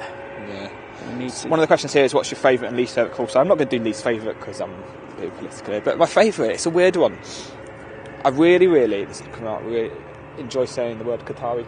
I don't know why. It's just, and whenever I tell anyone to give way to them as well, I don't say give way to the Qatar. I always say give way to the Qatari. I don't know why. It's just something I always do. But I like that. There's some interesting ones. Skywalker and Skyrunner, pretty cool. That's nice. Some of the biz jets come in with really cool call signs. I bet you they do. Some of them also come in with really, really hard to say call signs as well. But what's the weirdest then? Oh, that's a good question. I'll have to come back to that in a bit. Give me some time to think about that. Yeah. Checked what? The cable that always falls out. Oh, check, yeah. Yeah. Cable always falls out. Just gonna make sure the cables are plugged in. I love this. It's got like the really expensive tripod and all this, and yet you can't even get the cables to stay in. No, I know. Oh. That's our mate. He's always there. He loves our show. The thing is, he's a cheeky sod. He doesn't actually pay to subscribe to us, so we don't like him. So we didn't bring him any food today. We're talking about the Robin, everyone, by the way. Yeah. The Robin. Yeah. Are there any more questions on the Facebook thing? If not, I'll get the YouTube one up. Let's get the stream back. Let's get the stream back up. If there's some more, then we'll come back to the I'm going to hold them back. So we were talking earlier about, they come into these various hold patterns at Manchester. What's the process from there? Once you said, like, okay, we've had you in the hold for a minute, we now can actually look to land you because we've got... So, a lot of the time we aim to not get them in the hold in the first place. The hold is sort of for delay. If we can, we'll just get them straight in. And basically, just headings. Choose your order, normally done based on experience and counting how far away from touchdown they are. I don't want to dumb it down or whatever, but it basically is going, right, this one's 25 miles away and this one's 30 miles away, so this one's obviously going in front. Yeah. And then headings, especially from sort of the rosin all the way around to Dane, we've got the high ground. So that definitely affects at what rates we can, at what points, we can descend the aircraft. I will just say quickly, I don't normally jump in and just do super chats and chat. I will go back and read through everything in due course, but I did notice that Jamie has sent in 2 super chats, one of £1 and one of £2. So thank you so much, Jamie. Really, really appreciate that. It's amazing. And yeah, rest of the chat I will get back to you in a moment or two.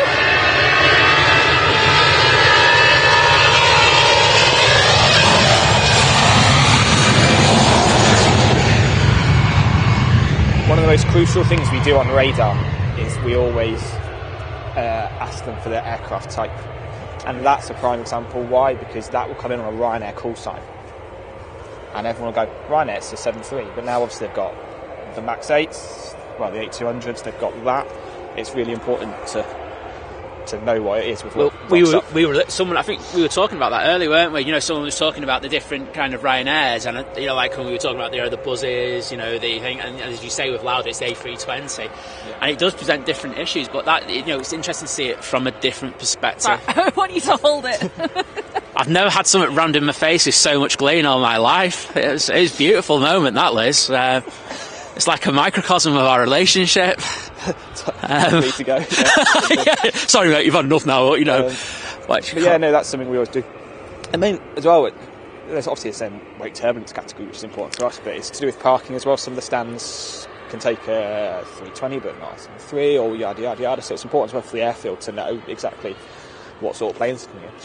Absolutely, because I've got a mate who's on the A330s, and he used to be a captain of EasyJet, and he was saying that, you know, with the A380 in front of him, sometimes he used to actually feel the weight turbulence of the, you know, like when that was in front. Do you have to kind of like split them? You know, you have to look at those indifferently. Going back to the beautiful maps part 1, that tells you exactly what sort of final approach spacing we have to use as a minimum. Yes. For heavies and supers behind, ahead of mediums and lights and stuff like that. So, because it's relevant on departure as well. In departure, it's done in minutes, or in one occasion it's done in miles. But for final approach, it's always done in miles, and it's down to the second the wheels hit the ground. Yeah.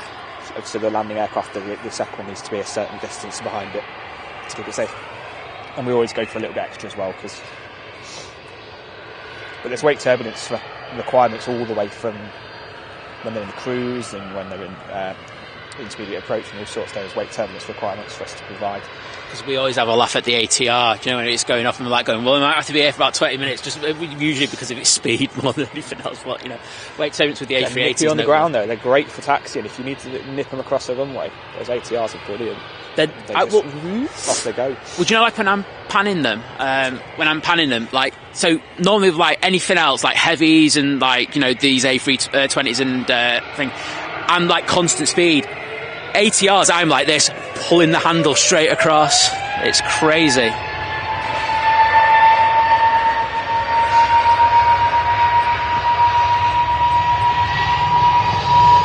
Did we ever watch the streamers from the tower?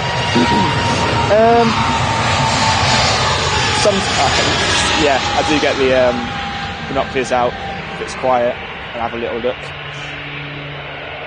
It's interesting on days where there's high profile movements. One of them that really sticks to my mind is we had, I can't remember where it's from, there's something parked in the engine test base, some military things in the engine test base, and it came across and looked out the window, and it was just from where we stood here all the way up to that mound, it was just rammed full of people trying to get captures of it. So yeah, we have a little look. It's the visitor park as well, we get a really good view of that, so we can see that's weekends and sort of bank holidays and stuff. That's so busy down there. It's good to see so many people. Right, I've got the other only tracks. I've screenshotted them. Lizzie's on it. She's got. Right, do you know what I'll do? Do you want me to send them to you, and then you can just view them on that? Do you want to view them on my phone? Send them. Right, that'd be easier. Yeah. Because I see your iPhone as well, aren't you? So I know what. Whenever I try Simon's phone, I'm like, I don't know what I'm doing.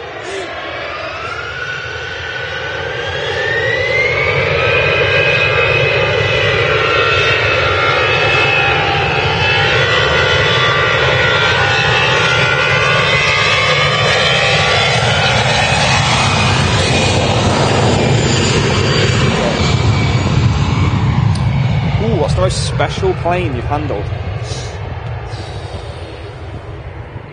we've had a few royal flights, especially at the back end of last year when obviously the sad news of the Queen came out. A lot of the royal family were doing a lot of tours of the UK to thank people for all the tributes and everything. We had quite a few come up here. But again, something I've always said about my job is it's just a plane. If you start overthinking it or anything like that, it's just every plane's a plane to me, and everything's got to be as safe as the next one. I think that's it, isn't it? You can, even like when you're looking at like these big supers and stuff like that, at the end of the day they have the same effective rights as any other plane. It's just that they're a lot bigger and they take up a lot of space. Somebody said it once on a documentary, I can't remember what it was, I read it, or it was like a TV thing, but they said if you start thinking about it as people on board, you'll go mad. Yeah. It's just, in radar it's a dot on the screen. Yeah. So start thinking about it, oh that's 300 people, oh that's 200 people. Which part of the job have you found most difficult acclimatising to? Because I know that radar presents historically a lot more issues for for ATCOs, and in regards of I don't really know. They're both very different. They're two completely different. Working in the tower and working in radar are just two completely different styles of air traffic. Yes. I think training in radar wasn't necessarily harder, but it was my second validation, so I'd already done it once. So to then go and sort of do it again differently was a bit of a struggle, and then I had a lot of things go on in my personal life during my radar training, which wasn't great. It was also during a difficult time as well, coming out of COVID and stuff. Well, like so my initial radar training was done before COVID, and I had my validation board cancelled due to COVID, unfortunately. So.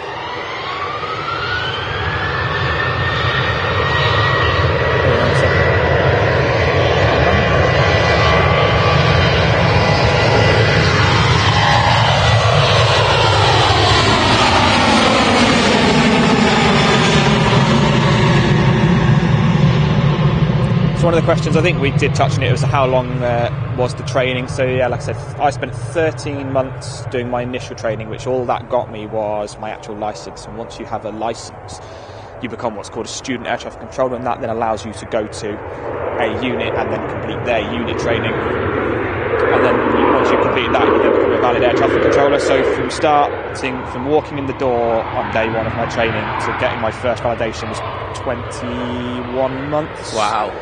So, and then it was another, COVID aside, if you were going to do your second validation, then put about 8 more months on top of that, maybe 8-9 months. So yes. all here, you could do it in about 3 years. But then the courses can vary in time. My brother's course he's doing now is projected to be a little bit faster than mine was, just because there's less people on it. That's how, obviously, that makes sense. Mine was quite a large course, so to get all the sim work done required it to take a bit longer. Absolutely. That's just common sense, that. But yeah, I enjoyed my training. It's one of those things I look back on. It was a great time, but at the same time, if someone said, "Oh, you got to go back and do that again now," I'd genuinely be like, "Wow." Stuff like that is always be good. A slog. But yeah, I enjoyed it.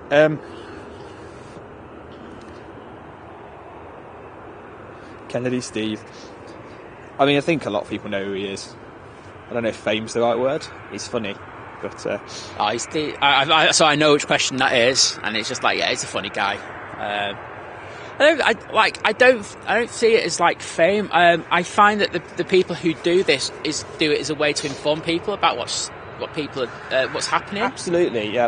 And I've said this before. I've known you for a long time, and I've always said I never started my Instagram because when I was working in McDonald's, we were doing 8-9 hour days with a half-hour break, and I came to here and I'm getting to sit down every hour for half an hour. Yeah, and I was a bit like, well, I'm not used to all this time to sit around, so I started just taking some photos out the window and putting them on Instagram, and then it's blown up to 11,000 followers. So, I never really did it to like get famous or make money or anything like that, which I don't do from it. I categorically don't like monetize anything. But what I give you credit for is that when we have something happen at Manchester, you'll always go out and explain what's happened on your stories.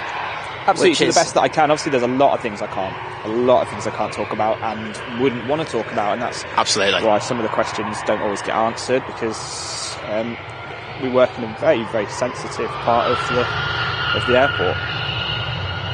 So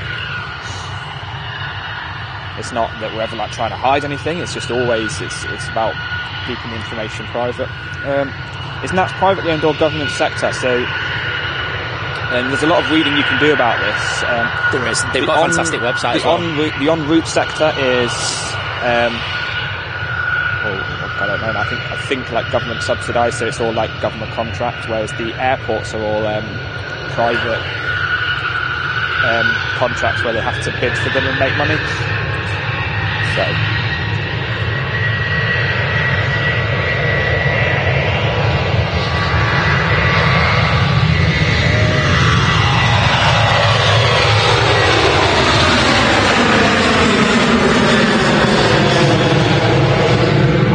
But is it true that we charge aircraft landing only? Unfortunately, we don't get to charge them for anything. It's the airport that do all of that. I wish we got to charge planes. Oh, that'd be funny, wouldn't it? I'd have a lot more holidays if we did. But no, it's the airport that do all that. Again, if you want some really exciting reading on the Manchester Airport website, you can download all their costs and fees, and you can see exactly how much it costs, like per tonne of aircraft and per this, that, do this. So I've had a quick read of it once because I was a bit bored, and it was way too much maths for me. There's a lot of there's a lot of information on the Manchester Airport website because I used it like my dissertation for uni. Of course, yeah. And I needed like kind of like movements and passenger numbers and stuff, and it's literally all on there. It's amazing. So Craig Beef, but did they ever let you out AC occasionally? So when I was training, I did. It was really interesting. On a night shift, I went out with one of the little guys in one of the Land Rovers, and that was really good. Just to get around and see it all from their level, it's quite interesting. We're sat there in a 200-foot tall tower. We've got a cracking view. Yeah, sometimes you don't realise sort of what the pilots are looking at down low. So yeah, been out and about. It's not as common as maybe we'd like, but then do you know what?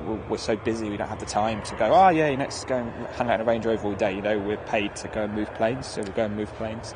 You think it'd almost be like standard that you should do that because it gives you the perspective from the other side? Absolutely. So we do have on our training days every year. We have people come in sometimes and talk to us on our safety day. A couple of years ago, we went out and about around the airport and had a sort of look around. That was really interesting. So we do. Just clicked on something. I'm warming my hands up. So yeah, we do have stuff. Yeah,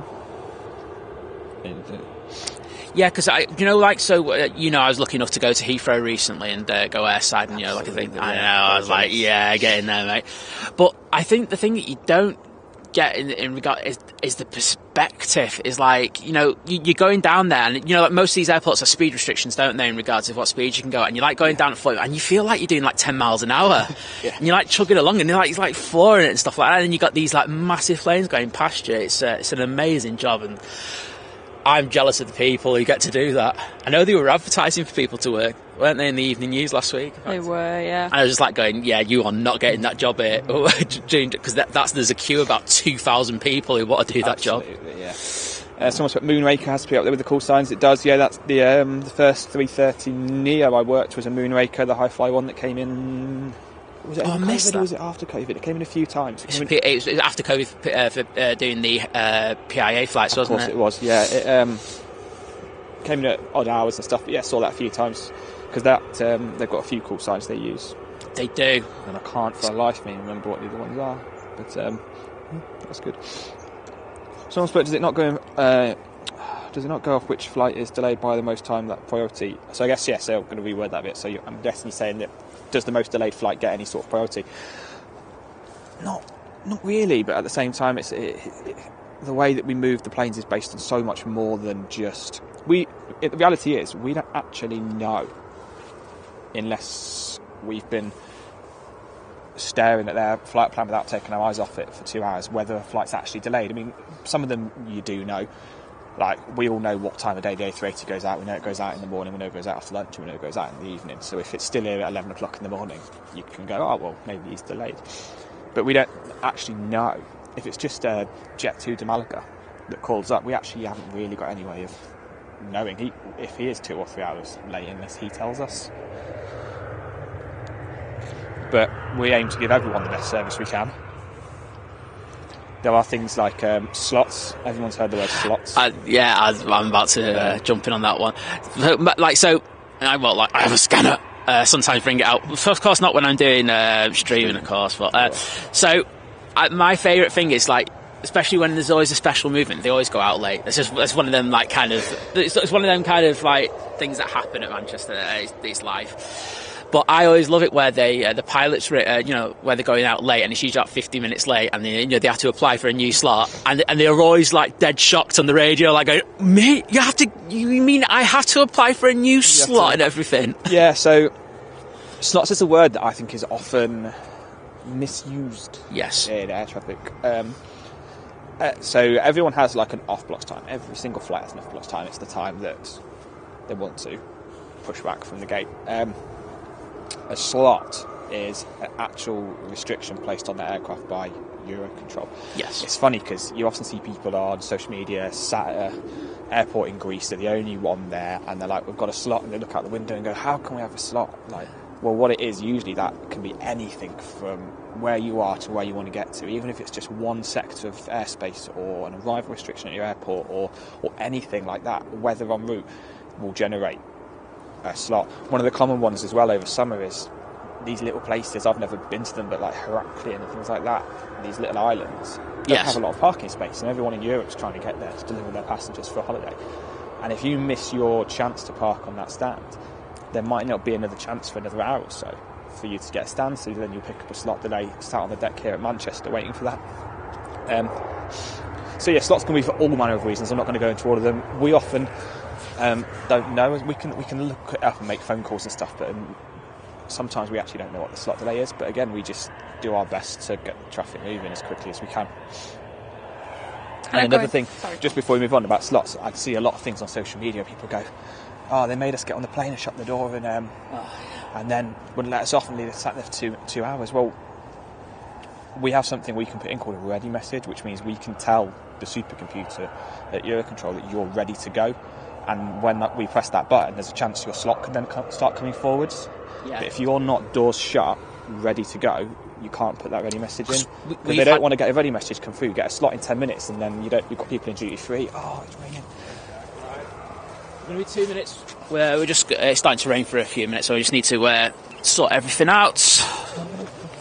Right.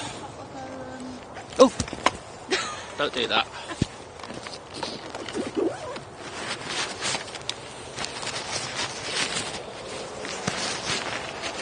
When I got home from Dublin and I saw all those water covers for my camera just sat on the side after leaving them behind.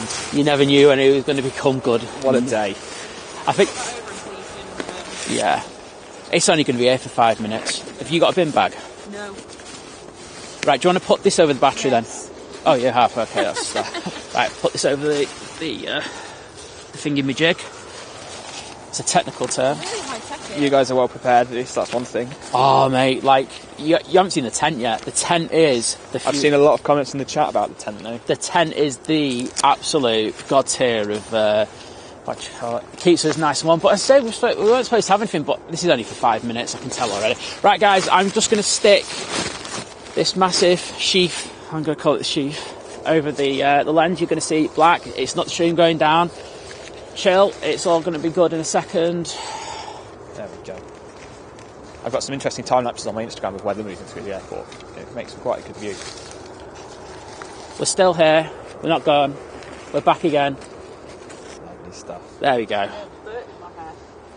Oh, how have you managed that? Easy. I'll leave that one there. Don't know how you got that, Liz. Start the rumours again. Anyway, Liz, you look like you were going to ask me a question before I cut you off. Right, she's going to nick the mic back off me. Yeah, no, it's just following on from when you said about that. Yes. Craig was asking, does anyone get like rude or anything? Obviously, if there is delays, maybe. No, or something. I'm very understanding of pilots get frustrated, especially with the aviation is it's like a 50 million cog machine, and if just one of those cogs doesn't come into place, the whole thing can fall apart. So I do understand, especially looking at the summer we just had it, pilots do get frustrated. There's a lot of things out of everyone's control, so they're never rude on purpose. No, like, I'll be honest, I don't think any pilot ever presses that button on the RT and is deliberately rude to us. That's not the case. I suppose people like the pilots and stuff, they understand, don't they? They understand, but at the same time, again, like, they've inherited a situation that they can't do anything about. Yeah.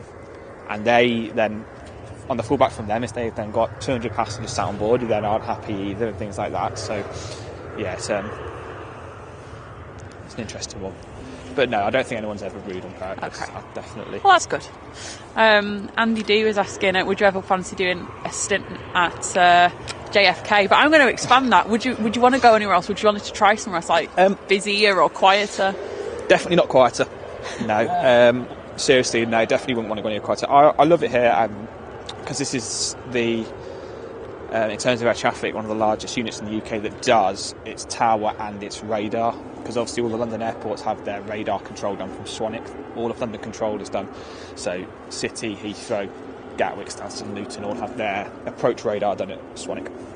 So if you worked at one of those airports, you'd be tower only, which would be great. I imagine Heathrow would be a lot of fun. But I love here the fact that we do tower and that we do radar. So yeah, Heathrow can be just bonkers, and I at times, especially first thing in the morning, like when they have like all that, they start stacking up quite early, don't they? They do. I've watched. And I won't when we're doing our streams, and I'm just looking at it, I'm like, how the hell? And I know it's like you get used to it from doing all your training and everything, but it must be so intimidating the first few times that you do it. It's bonkers. But yeah, there's some airports in the States that look incredibly fun to work at, like things like Miami. Miami's an absolute. Yes. Miami would be good fun. There's actually a really good guy on Instagram from Miami Tower, does a lot of really good reels. You can search for him. But no, as far as the UK is concerned, I love it here. Apart from the rain. I'm you usually sat inside, to be fair. Born and raised. We should have brought the 10-litre. You will in the Midlands. I was born in Buckinghamshire, raised in the Midlands. So even the weather there is better than it is here, but it's Cheshire, isn't it? So who was asking there? I can't remember who that was. So Jay was asking, like, what are the first and second levels of the tower? Like, what? Oh, so right. that's probably might be worth going onto the tower, so then people can actually go where we go. AKA the Death Star.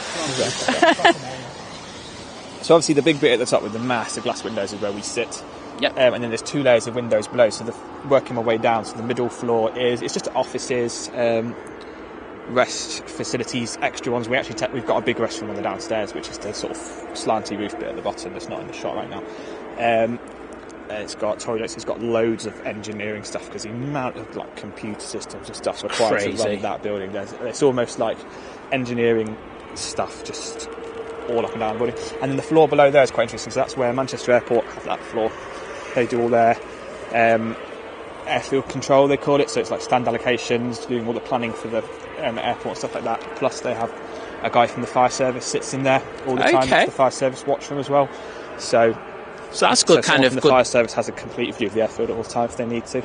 Wow, I didn't know that. That's something I haven't knew. They sit up there. So if we ever ring the fire service, we ring the guy who's in the watch room. Yeah. I mean, that's interprofessional working taken to another level, that. And actually, so I don't know if it's still there now.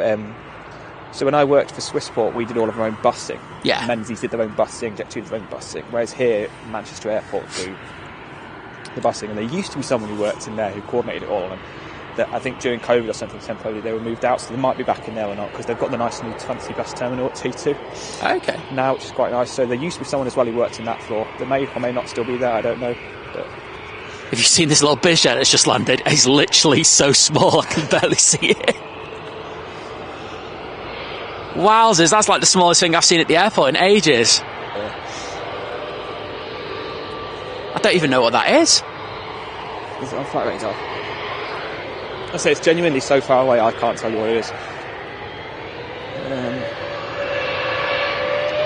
It is not.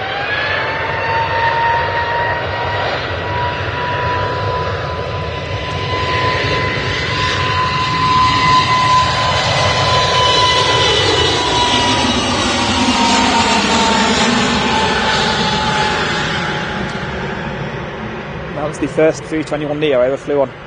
Really? Yeah, Neo Tango flew back from Rome. Oh, do you know what 2019.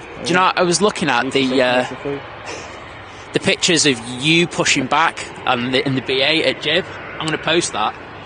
Yes, because I went before you guys. You did. And Yeah, that was Rest in peace, my memory card. I know, Tim lost the memory card on that flight. Left it on the flight. I mean, let's not. Make okay, we'll just leave that there. It's raw with him still. It's still raw. Rest in peace. To be fair, the community were really good. When I tweeted that I'd lost it, and we had guys on who worked for BA, like ringing the aircraft where it was down route in Lithuania, and the captain of that flight, bless him, searched where I was sat, but unfortunately couldn't find it. So no, there was a lot of appreciation to the people who sort of came together out of nowhere to help me find this memory card, but no, sadly never to be seen again. Well, I've learnt one lesson, is that I'll never... Oh, it's your pink Iceland Air, Liz.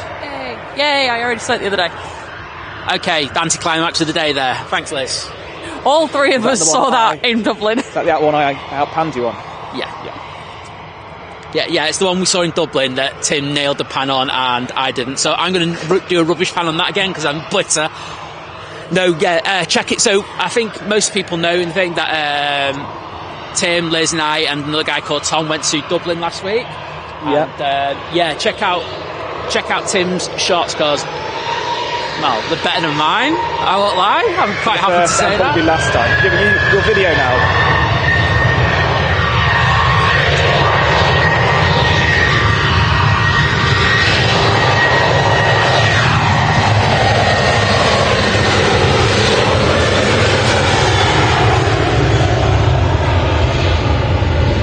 To be fair to you, it was your first time doing stills in what, about a year, 6 months? Yeah, it's crazy. As I say, I'm more known from my stills until I started doing this streaming, and now I picked my camera up and I was like this one. I was like, what the hell do I do with this? I don't know what to do anymore. I haven't even looked at my pictures from Dublin yet, so that's in fairness, they were decent. Like you could tell, like when I did the first few pans, I was rubbish, and then after that, I got decent. So I took about 200 photos, about 9 of which I can use. So I took 800. Just like I know. Rubbish. Nice. Well, the Qatar, there was a Qatar 7.8 that came in. That's decent. Literally all them were sharp. I didn't bother because it was raining and I didn't have my raincoat. Yeah, and I was really sad. Oh, sorry, I'm missing the plane. But that was decent. I won't lie. It was a great day out as well, and it cost us £31 return flights from Manchester. What we're saying is we're going to stream from there next time. We'll definitely sort that out and go out again because I thoroughly enjoyed that for like my first time on a Max as well, which is interesting. And we survived, so that was a good thing. Yeah, it was. I was saying it genuinely is good. I didn't realise how many people here use them. We see them almost. Well, Ryanair obviously I'm based here, but we have Iceland bring them in. Sun Express have Maxes. So a lot of people are using them. Well, I was saying that I liked the flight and I liked the Max. I just thought there was a couple of things. I thought the seating was awful. I didn't like the seat position. I was a bit too cramped. I'm a unit. That's how I put. I'm a fat guy. I won't say I wasn't fan. Definitely not as much legroom as the jump seats have. Yeah, that's true.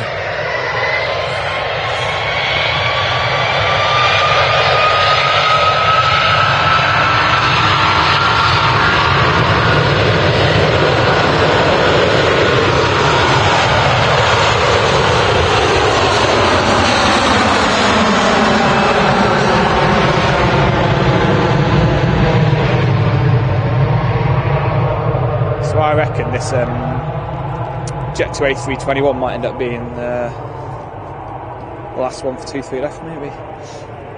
Well, they all just come out at the same time, don't they? The A321, the Jet 2 ones. Jet 2's got. I was saying this to. I can't remember. They had a really nice. We're going to get the Streamliner schedule this winter. It was a really good time, especially for us who've got a little one.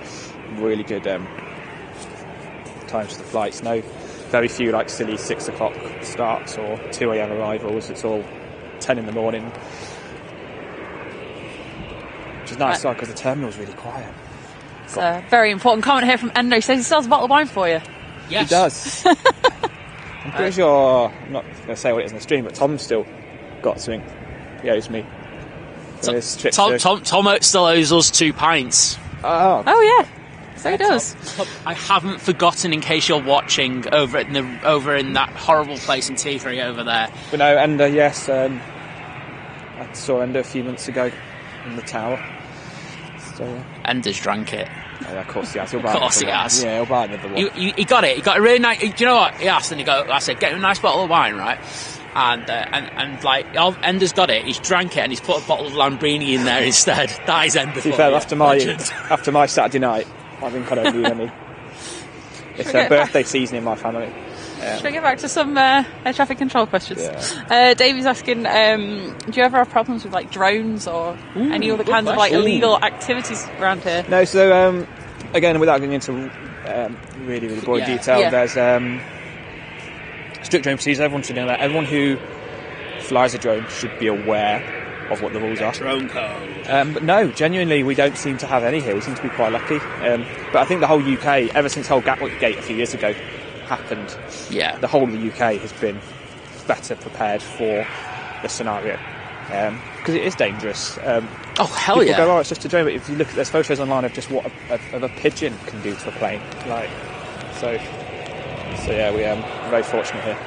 I don't know. Liz is trying to like save the power box, but I'm just like, yeah, whatever. So is that just a giant battery? It's a giant battery. No. It's awesome. It charges up in no time, and it's got like.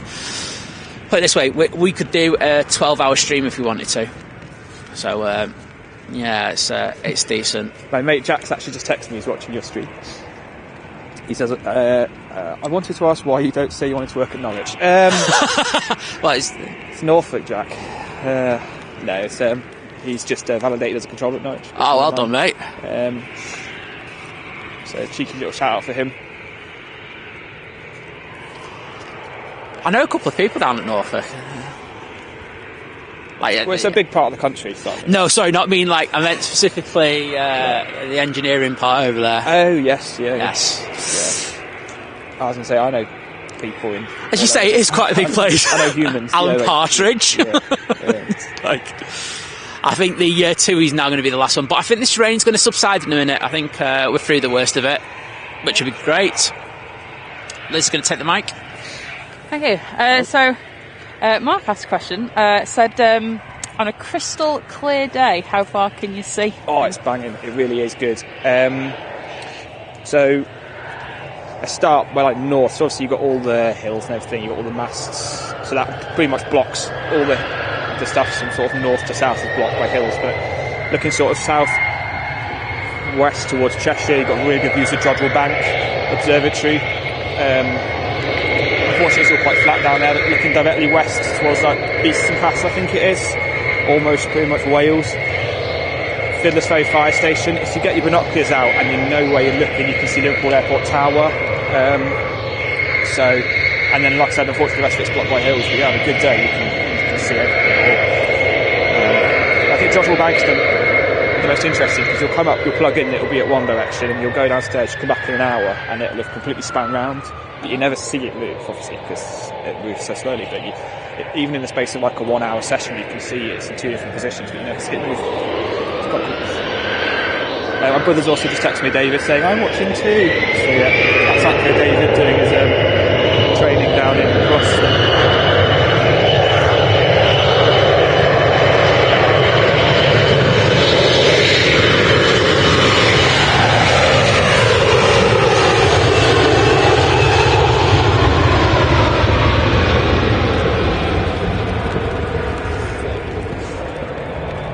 I do feel like this isn't just rain. I feel like there's a bit of sleet in there somewhere. I do feel like we're just looking at planes I've been on, because I flew on that as well.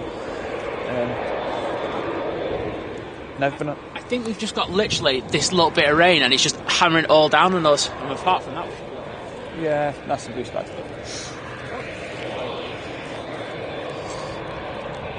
Just going to, while I'm going through the chat quickly, read out the super chats that we got. So, Beastie, thank you for the £2. Saying, great stream, guys. Have a great week, everyone. Thank you so much. It's amazing. And then... you can do that one. If I can, my eyes are watering for some reason. And Kaima with the... that's the Japanese yen, isn't it? Yes. We're not that. It's 500 Japanese yen, saying great stream, great listening to an ATC. Share his knowledge. So yeah, if you are just sort of tuning in, we've got Tim here. He works in air traffic control here at Manchester. And he's got an Instagram called ATCO. We're learning. Well done, Simon. He's finally learned his Instagram handle. But yeah, well worth a follow, because I say it gives great insight to what's actually happening at this airport, and you get some amazing photos as well. So, and reels. Don't forget the reels. The reels. Some of the reels have been really good. Some guys ask where in Buckinghamshire I was born. I was born in Stoke Mandeville. Stoke Mandeville Hospital. Yeah. Less said about it, the better. Someone's put, in poor visibility conditions, do you have access to CCTV around the runway / taxiways, or just rely on ground radar? Yeah, so low visibility is an interesting one. I think a lot of people don't realise that when it is low visibility, we are just sat in a box, and it's like the windows may as well not exist. You cannot see anything. You can't see the floor below, like the taxiways below you. Where is this going to go?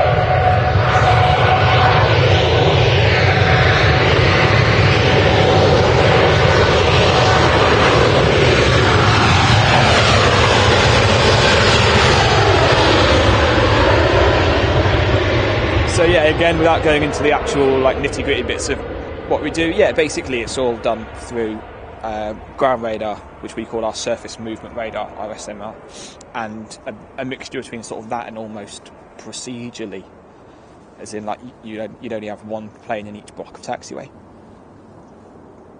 at a time. But also, what can be quite interesting is sometimes in the tower we can't see anything. Yes. But at the ground level, I've had guys before, and I've said they've lined up on 2-3 left, and I've said like, and you can see the end of the runway, but I can't see him from the tower. So that's where it gets a bit easier, I guess, as well, because you can just say, can you see this guy? Yeah, great, good.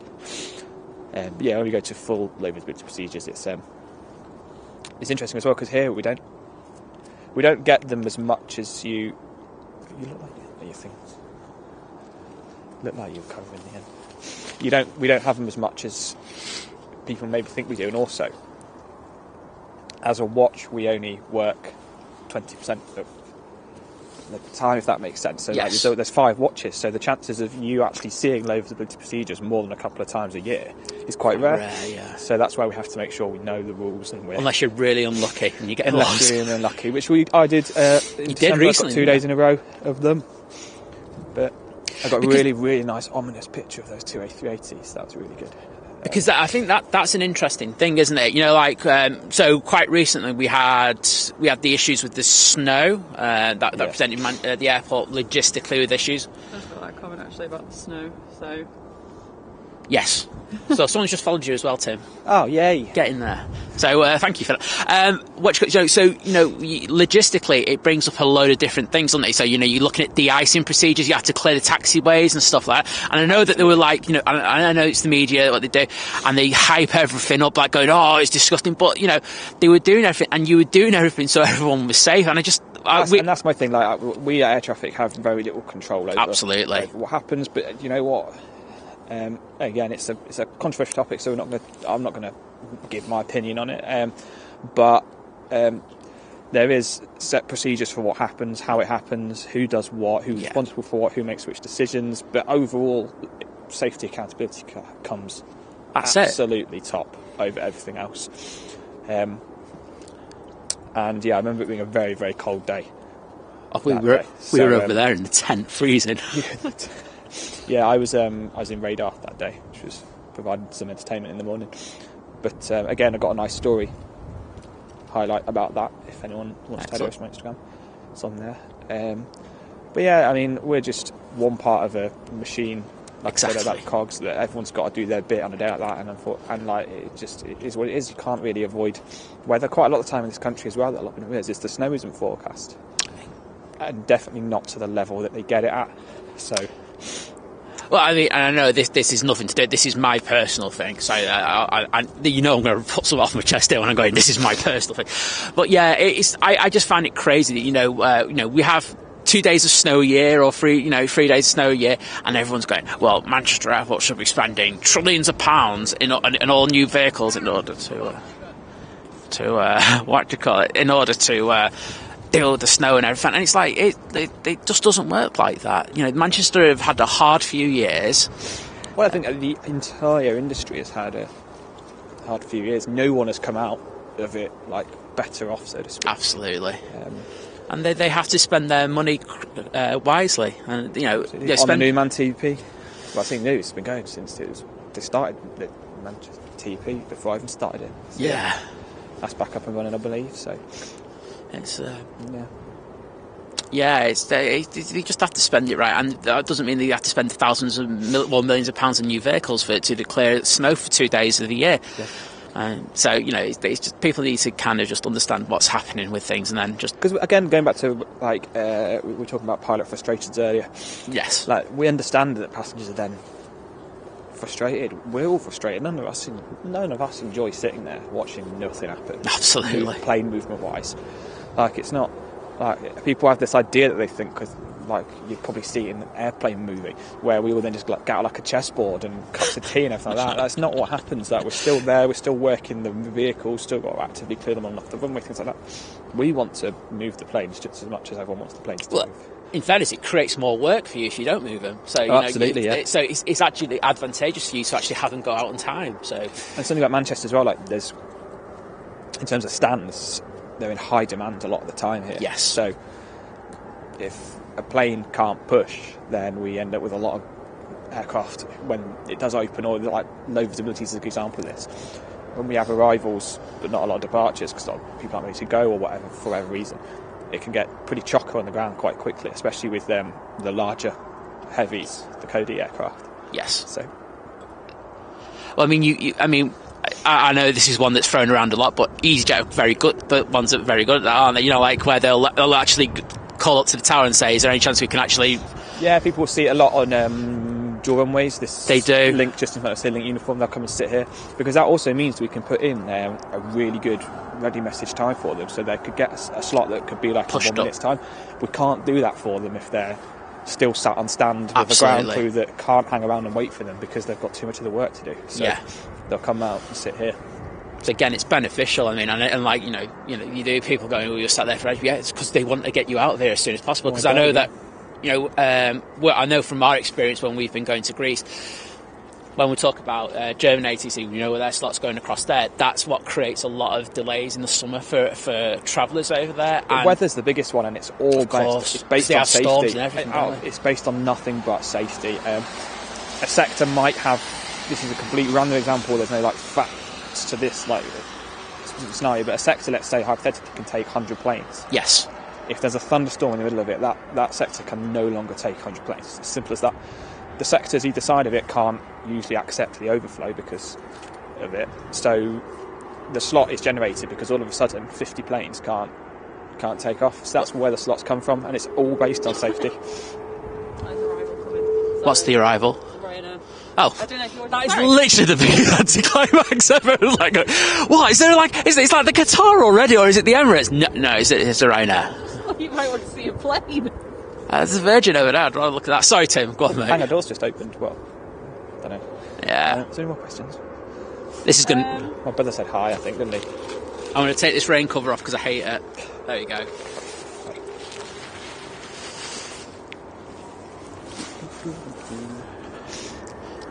We got a shift when the A350 went on the taxiway. I was on the afternoon shift, yeah. Again, not really going to talk a lot about that, but yeah, I was there. Just like anything else in our job, it's just our job is problem solving, and I thought it was an arrival, it's departing, isn't it? Yeah. Same with my Instagram. There's a lot of things that I don't want to talk about, but it's not suitable for the public domain for a lot of reasons. So if I do shut any questions down pretty quickly, that'd unfortunately be right. But I think it's just a part and parcel of working at the airport, though, isn't it? Like in any job that you come in on shift or whatever, or even if you're on shift and something can go not according to plan, and you just have to adapt to it. And absolutely, yeah. Every situation's different. Indeed. Yeah, I mean, chat, obviously, if you've got any questions, feel free to put them in the chat. We'll get to them. I have a question, because I wanted to do this job when I was a kid. I actually applied, I got an interview and everything, for the initial, and I never went. But who knows where you could be? Well, Probably not. Somewhere a bit warmer than here, but no. Well, I'm not. Well, maybe I'm not too sure. I don't think my eyes would allow me to pass any kind of medicals or anything now. But no, like, because obviously you can actually just go on the NATS website, can't you? You can do like the tests, you know, like the all the little things. And I know them sorts of tests they said they were going to be part of the initial kind of thing. Yeah. Like, did you find them like easy? Did you have to practice a lot for them? Or this is quite an interesting story that I tell quite a lot. So the selection process may have changed. So all I'm going to do is tell you about the selection process when I went through it. Where there was 2 stages online. The first one was literally just submitting your application and like answering some questions. Do you have the right GCSEs, etc. The second stage was online psychometric testing, and then if you passed those, you had to go to the NATS head office to sit something called the FISTA test, the first European Air Traffic Control Selection Test, and that's basically hardcore psychometric testing. Now, off my little tangent here, as I mentioned before, I've got a twin brother. Yes. We were part of, ever since the age of like 1 or 2, we were part of psychometric testing every year. It was a scientific experiment to see how twins' brains develop differently. Oh, okay. So me and David were doing these studies twice a year, 3 times a year, from the age of like 4 until we were like 12. Yeah. So I sat down for my NATS selection, and in front of me I was being like presented with a test extremely similar to what I've been doing 3 times a year for a decade of my life. So I was like, I almost knew what I had to do. It's like if you see a red square, tick red square, but if it's a blue square, tick green triangle, and all this sort of stuff. I've been doing this for my whole life, so I don't want to sit there and say I found it easy.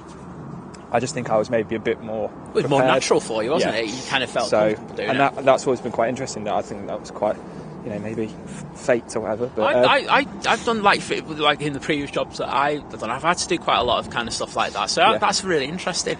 And like I say, because like Liz says, the NATS, I think the NATS. The NATS website is fantastic, like in regards of like some of the testing stuff and explaining what you go through. Yeah. So, some other places need to actually learn from them, because I do think they're second to none in that. And I've had a lot of fun doing them, I won't lie, and probably something worth. The website's good, and then I can't remember. I don't know what it is now, but if you passed that, you got to do another computer test the same day, and then if you passed that, you got invited back to another selection day where you did your proper interviews and everything like that, and then after that you then got offered your job. But there's lots on the websites. I think I'm almost certain that, I say almost certain, it's a personal opinion, I'm almost certain that they'll open recruitment up again at some point this year, probably the back end of this year for new applicants, because there was quite a few in the pipeline when COVID happened. But I guess if it's something you want to do, just keep an eye on it and absolutely keep checking. I think they might have some sort of like alert thing you can sign up for. I don't know. Again, maybe worth having a look.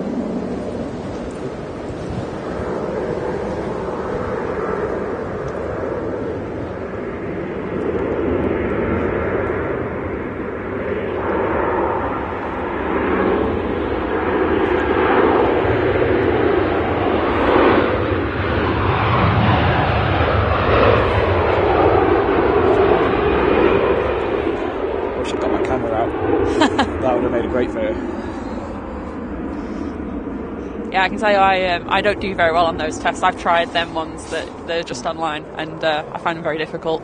But also, there's nothing. A lot of people think that there's if applications do open up, there's nothing to be lost by applying. Even if you get offered a job at the end, you go, actually, well, maybe I don't want to do it. Nothing at all to be lost by applying. It's good experience for anything else you might do. So I was thinking, and I think this is one thing that never gets discussed when we talk about ATC and pilots and anything to do with this, is how important your medical history and your medical thing, because it's one of the things that they look at, and it's one of the things that can restrict you from your work, isn't it? It is indeed. So this information is all available on the CAA website. It's the CAA that decide this, not us, not the airport, not the airlines. It's the CAA that lay out the conditions for your medicals. So as a controller, you have a class 3 medical, class 1 for a pilot. All the information I do get asked quite a lot about, like eye vision seems to be the most common one, about my vision, this, that and the other. Obviously we have people who wear glasses are a perfectly acceptable thing to have, but the exact parameters of what's required. STS hangars open. It is, isn't it? Yeah. Oh, very nice. TUI Yes, I was just thinking. It, yeah, it's too. So I just noticed that they just opened the hangar up at STS, and it's a Dreamliner. Looks like it from here, but then, guys, you got it on the Ultra 4K HD TV malarkey. Tells us it's thing. I'm only looking at the back of a little screen, so I can't tell. It's I didn't know they had that in there. Apparently, yeah, Siri. Oh, so it's due out today out of the hangar. Get in there. thank you to someone who follows, by the way, on the Instagram. Quite a lot of you there. Honestly, it's a fantastic account. You can't go wrong. Yeah, thank you for the followers. Content's... and there's a picture of me there somewhere, isn't there? Somewhere, yeah. Content's get a lot more common now. I had a bit of a social media break last year. Had a bit of time away. I think it was quite refreshing. Social media is good, but at the same time, there can be... I enjoyed my sort of 6 months away. Everyone knows about me that I get to September and I lose the will to live with it, and I have to take usually about a month off. I just find it really hard work around then. Yeah. And that's when I try packing a load of trips as well, so that's always good. Wow. But yeah, so no, thank you for all your followers. Yeah, no, thank you everyone. As I say, you're going to get something out of it. You will learn a lot. I know I do. There's quite a lot of story highlights at the top of my page for sort of things. I've done loads of Q&As. Q&As. That's the occasional holiday photo. Yeah, and as always, if anyone has any sort of questions about anything, they're more than welcome to obviously put them in the chat now. I think today, I'm going to be honest, I'm not going to look to go too long. I think we're going to probably wait for the A380. I was going to say, that's just off the east coast at the moment. Yeah, is that all right? Yeah. A380, because then I said we'll get some, going to get some food, and I'll get a little thing to say thank you as well. Sounds good. Because I think his insight's been absolutely amazing. You've generously said you're going to help us out again, probably. I am, yeah. The plan is, I can't remember what the date is, Sunday at the end of the month. Exactly, so, it's there. He will be back. As Arnie would say, I'll be back. I literally opened my phone to look at the stream chat and then looked at the 380 and then put my phone away. Yeah, I was going to say, so if you do think of any questions before the next time, you can remember them and go, I'll ask it the next time he's here. What are the ATC differences in approving a visual approach at Manchester? It's an interesting one. So obviously visual approach is the rules that when you can do a visual approach are laid out in the Max Part 1. It's bedtime reading, as we discussed.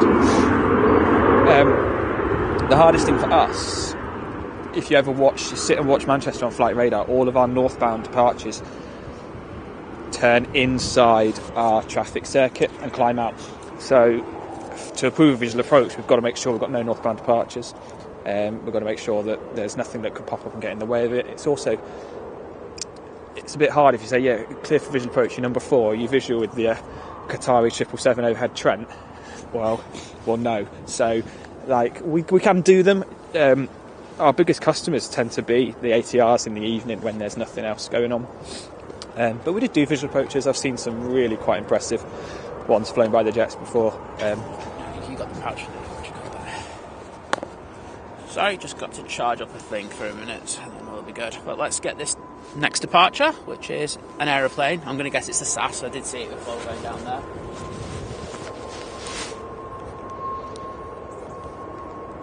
Someone spoke to Manchester hub for EasyJet. Yeah, they've got 16 based here. They have, yeah. 16 or 17 aircraft based here. It's only going to be getting bigger, I think. No 321 Neos here though, because I think the demand for those in Gatwick and Luton. I don't know if they fly at Luton, but the demand for those in Gatwick is definitely more because of runway availability. Right, I need to raise the exposure up a little bit. Just one sec. Oh. Dave's pushing for this answer about toilet rolls. I think the toilet roll has to go down the back, if I'm being honest. There you go, I said it. What? He's asked it in the chat and he wants to know my answer about how you correctly mount a toilet roll. I think it has to be... No! I'm mugging of people. Go on, Tim. Controversial. Tim's right. Back, not the front. Tim's right. Sorry, Liz, you're wrong. I just realised I got the wrong wire out. Okay, well, that was great. Can you get me the right wire, please? What's the quietest jet? I don't know, because I say this, but there's only 3 things I can really hear from the tower. When a 380 lands and puts those big reversers on, you can hear that. the distinctive whirling of a 777 starting up. That's starting off is something else, isn't it? And ATRs. If an ATR goes under the bottom, I was about to say, we've got one on final. I was about to go, this thing as well. But yeah, we can't genuinely. I don't know if you just tune it out from doing the job, but we're 200 feet up behind thick glass. That's right, yeah, because I don't know these wires. Can't really hear a lot. This is the proper one. Plus, if you've got a headset on as well, that sort of takes away a bit of what you can hear. Just take the mic.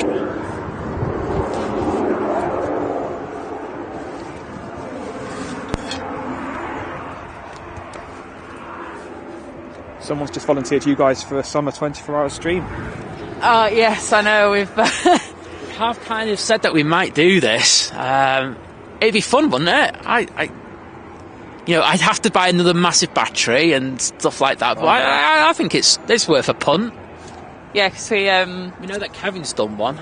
Yeah, Kevin and Rudy did one over in LA a few months ago. Yeah, Carl's going to do a 24-hour stream. LA is probably a nicer place to do it than Manchester. Well, not at the moment. The weather they've been having over there is not great. Well, so we were supposed to have been going this week, and neither here nor there. But I know that the weather looks fantastic for us. Supposed to be going away now, and I'm just like, damn. Difficult. But yeah, exactly. That's always the way, isn't it? Well, that's life, isn't it? So you just have to deal with it. But we are looking to do all the trips, and we have said to Tim, if you can get a day out with us. Always, you know me. He's up for it. Like, because we did Gibraltar a couple of years ago. That was epic. With Tom, the non-alcoholic. And it's just 5 bottles of wine. Tom had 1 glass. Honestly, we were like this.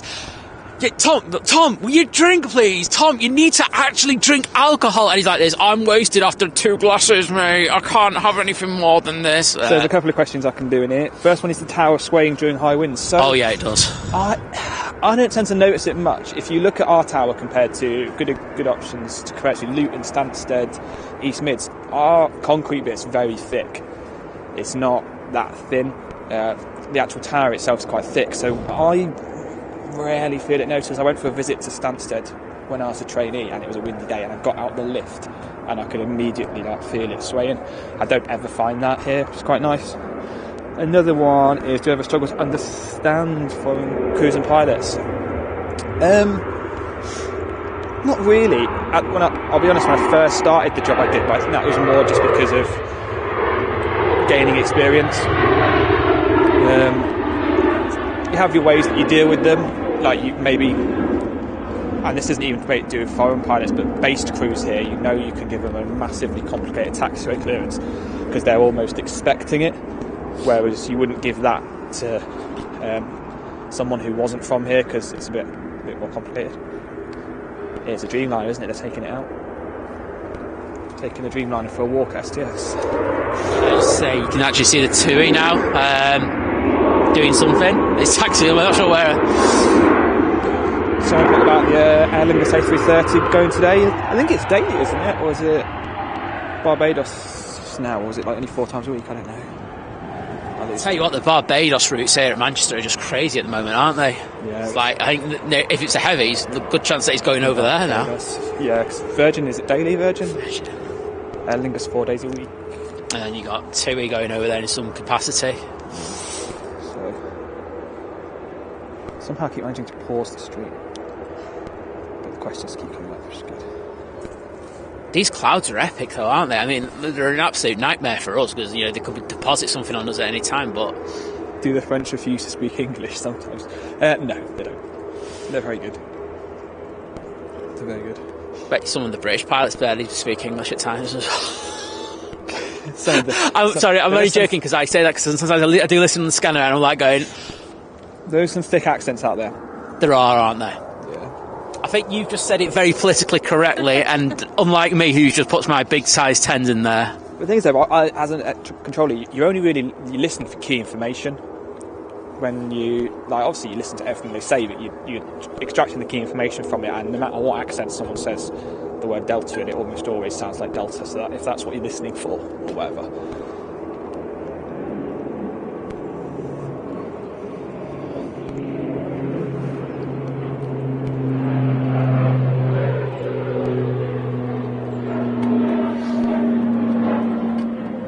Okay, that's enough ATR. anymore. The domestic is recovering here, I feel, slowly from Flybe. There's still a few routes.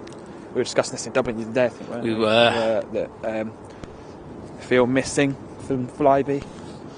But yeah, Logan Air have done a good job of picking a lot of them up. I think you know, I know I have the joke about Logan Air and everything, but they have done a fantastic job. Fantastic job of picking up bits of the network. Obviously, Northern Ireland's pretty much as it was before. Yeah, I was surprised about Ryanair when they dropped out of doing Belfast. I thought, but EasyJet do as well, don't they? So EasyJet do Belfast. But the capacity on them flights were absolutely through the roof. I've lost that plane because I was talking to Tim at the same time. Oh no, it's Star Alliance. Oh, I'm getting back on this one. You worry, people. Star Alliance, Lufthansa. But yeah, the loads on the Ryanairs were really good as well. I just thought it kept a nice bit of competition going, you know, for us consumers. And you know, ever since the EasyJet flights have gone up, but that's rightfully so because they know that they've got the market now. Yeah, because the ATRs go to, because they go to different airports as well. I think the ATRs go to City, isn't it? And easy go to international. Do you have arguments with flight crew like some stuff on YouTube? Absolutely not. No. It's like lack of professionalism. No, there's time and place for it, I guess, but no, I've never had any arguments with any pilots. And then watching near the toilet. Part of this job is about managing that. If you know you're going to plug in for 1.5 hours, you don't have 10 cups of tea. Although I'm a weirdo, I don't drink hot drinks. Yeah. Which is another thing people always say, how do you survive without coffee? I say that says as Liz I'm just drinking a coffee. Liz, can you do us a coffee in a minute? If you don't know what you're missing out, if you've never had it, if you've done coffee and then tried to quit, I could see people going, how'd you do it? Yeah. I've never had it. So, at McDonald's I used to survive on Coca-Cola. That's it. You're the sugar. And then, now I just eat all night. I literally turn up for work and on my first break on my night shift, like 11 PM, I'll be there with a curry. Well, see, I'm not bad with it. So, you know, like it's a diuretic and stuff like that. I don't really suffer that way from it. It's just I'm good. Like you can ask Tom. I had the best bladder in aviation. But you never thought I was going to say that. I do, to be sitting in these fields for 5.5 hours. It's crazy. Streams, but yeah. It's you get used to it though. It's like Absolutely. What you're saying. You know, you get used to it. It's not. But ultimately, as well, if I really, really needed to go for a win, there would be somebody that would be able to let me do that. So yeah. And we have Ryanair again. They just love him.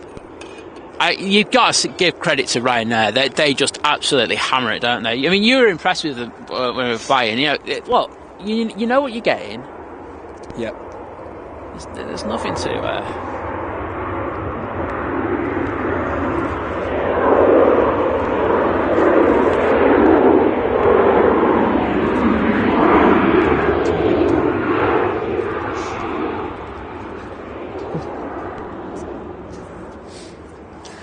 I like stickers. Yeah. I don't tear them off. I'm really bad at that. Really winds me up. Oh, well, do you want to take it off then? No, it's alright. There's the one on the back of the microphone that annoys me. But yeah, I know there's a few people just joining us as well, so good morning. We have got Tim here with us from Air Traffic Control here at Manchester, so if you've got any questions... Is it a special A380 or not? No. Yeah, one a day is enough. One a day. We can only deal with one a day. Having said that, just before Christmas we were getting like 2 to nearly 3 a day. All of them were nearly specials. I was just like, what the hell? And the Expos were still flying as well. Emirates loves Manchester with its the specials. blue ones came in all the time. Because it's changed its sticker now, hasn't it? It's what's it called now? The blue one. Destination Dubai? Or? Destination Dubai now, rather than the Expo. So. Still Smarties to everybody. Still Smarties, yeah. Oh my God! Just an Apita. Oh, it's fantastic. Oh, that's wrong. I apologise. Got a question for you guys then. So, what's your opinion on Manchester? Used to be really, really hot for spotters, like really good. Like, so, I'm going to word my question. Like, what's your thoughts on like the amount of content creation that happens here? Because there's loads of it. Is that good? For me, it's good. Yeah. I know there's some people who don't like especially the streamers, they're not keen on it. It's just like, oh, they're buying into profits, stuff like that. That I don't care about that. Yeah. My whole thing is that it's about giving people options. Absolutely. And if you give people options, people can choose exactly what they want. We all do this, especially with the stream. It's all very different. We've got, myself and Liz, who are loud and brash, I don't mind saying. You've got the likes of Aviation, who's like a very kind of calming influence, same with Simon and stuff like that, and people love that, and I'm not even concentrating about what I'm panning on at the moment because I can't see. And they're all very, very different, and people can choose what they want. It's good to see as well, there's a lot of young people out there as well doing that's the thing I love at Manchester. There's a lot of young people around as well, but there's a lot of people out there with the cameras, which is nice, especially over summer. It's so busy around here. Oh, go around. Indeed. I'm guessing it's because the plane's at the end of the runway doing his test. Maybe. So it's Ryanair that's come from Berlin. That's going around. My fingers are so cold, I'm struggling to...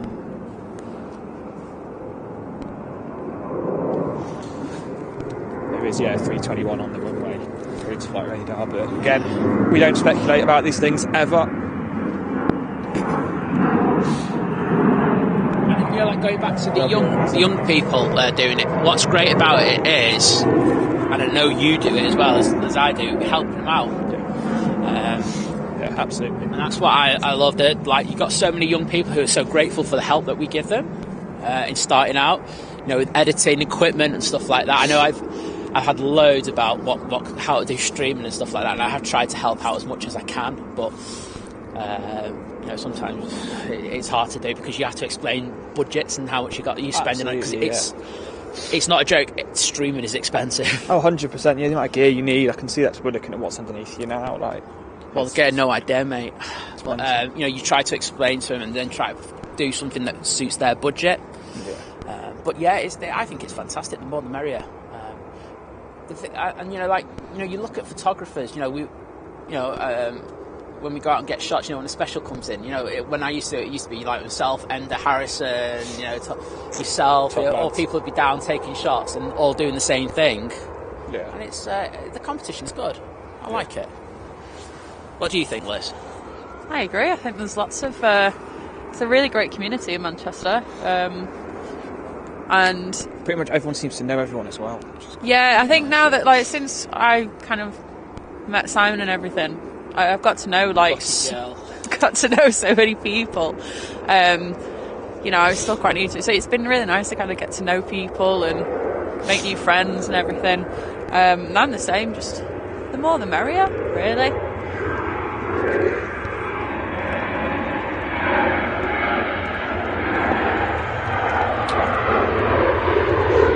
These are technically touchscreen gloves. Of the 4 bits that are supposed to work on my touchscreen, only one of them does, so I can't zoom in and out on flight radar. Yeah, I've had issues with that, so I don't wear gloves and my hands just freeze. I know Randy was asking, what's the average you can handle in the job? I think he's saying it is known to be quite a stressful job. Basically, as many planes as there is, we can do. In the morning, if you're on 2 to left departures on a summer morning from 6:30, 7:30, you can work 40 planes. If you're the Air 1 controller who's landing the planes and crossing all the departures, you're working all 40 of those departures, plus you're landing 10, 15, 20 planes. So, and the ground controllers work on that as well. So, it's good fun. You can work a lot of planes. I almost said trains then. I don't work any trains. If there's any trains here, I'm not going to lie, I'm going to worry. It was going to be a mixture between traffic and planes, and I got another vehicle. You can work. There's no sort of number that says you can't work more than this. It's all about working together as a team to make sure that you don't overload another controller.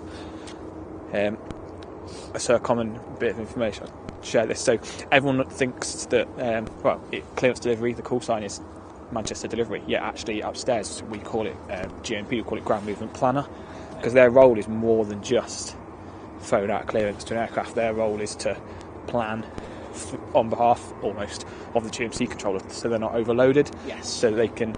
So, for example, if there's 2 EasyJets pushed on taxiway elite man and the third one calls, you wouldn't just go, "Oh yeah, contact man," because there's nothing you can do with that. Your job is to plan and go, right, can that plane go? Yeah, yes, no, right. And there's more to it than just giving out clearances. Yeah, I think for me, you know, like we were talking about people, how they go about applying for the job. I think one of your key skills has to be interprofessional working with other agencies. Absolutely, yeah. You know, there's so many agencies you're talking to. You know, you're talking to ground handlers, you're talking to pilots, you're talking to, you know, marshals on the airfield and stuff like that. And, you know, you've got to, you know, I think what you said before as well, working in the sector where you're working with members of the public will do you so much good on the CV, being able to talk to one another. You give you a lot more appreciation of what other people are trying to deal with, and that's where these jump seat rides come into, is the main reason we do them is we go out and we sit and we see all the pilots while we're sitting there barking orders at them, and they're not replying within half a second, and we're going, oh, what's going on? We actually go down there and we see, oh right, it's because they're doing this, they're doing that, they're doing something else. Yeah. They're not just being ignorant. So yeah, that's one of the main reasons we do that, get out and about in the airfield. But even up to like management level here, they have meetings all the time with different people around the airfield, and everyone sort of shares their experiences. Yeah, because I think we were kind of talking about that before. You know, you do a lot of contingency-based training, don't you? You know, over scenarios that have happened, over possible stuff that have happened at other airports that, even though it might not happen here, I've got no chance. You work around that, don't you? About every possibility in order to make sure that you have the best outcome for everyone. And that's fantastic. You know, there's so many businesses you could learn off these business models. I won't lie. One of the questions always about ATC being very stressful, and it's a funny one, because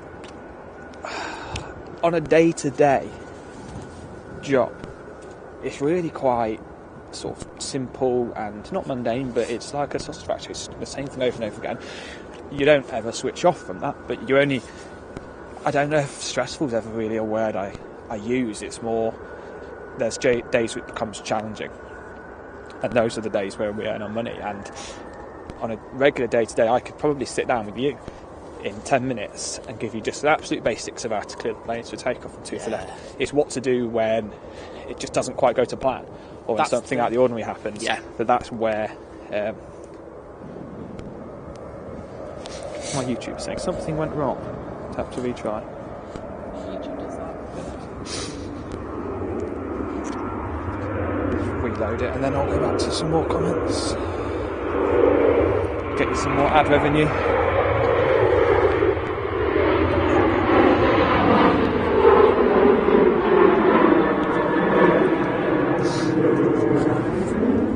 Snowing in Saddleworth. Oh. Yeah, definitely get that vibe that it's going to be doing that in a bit.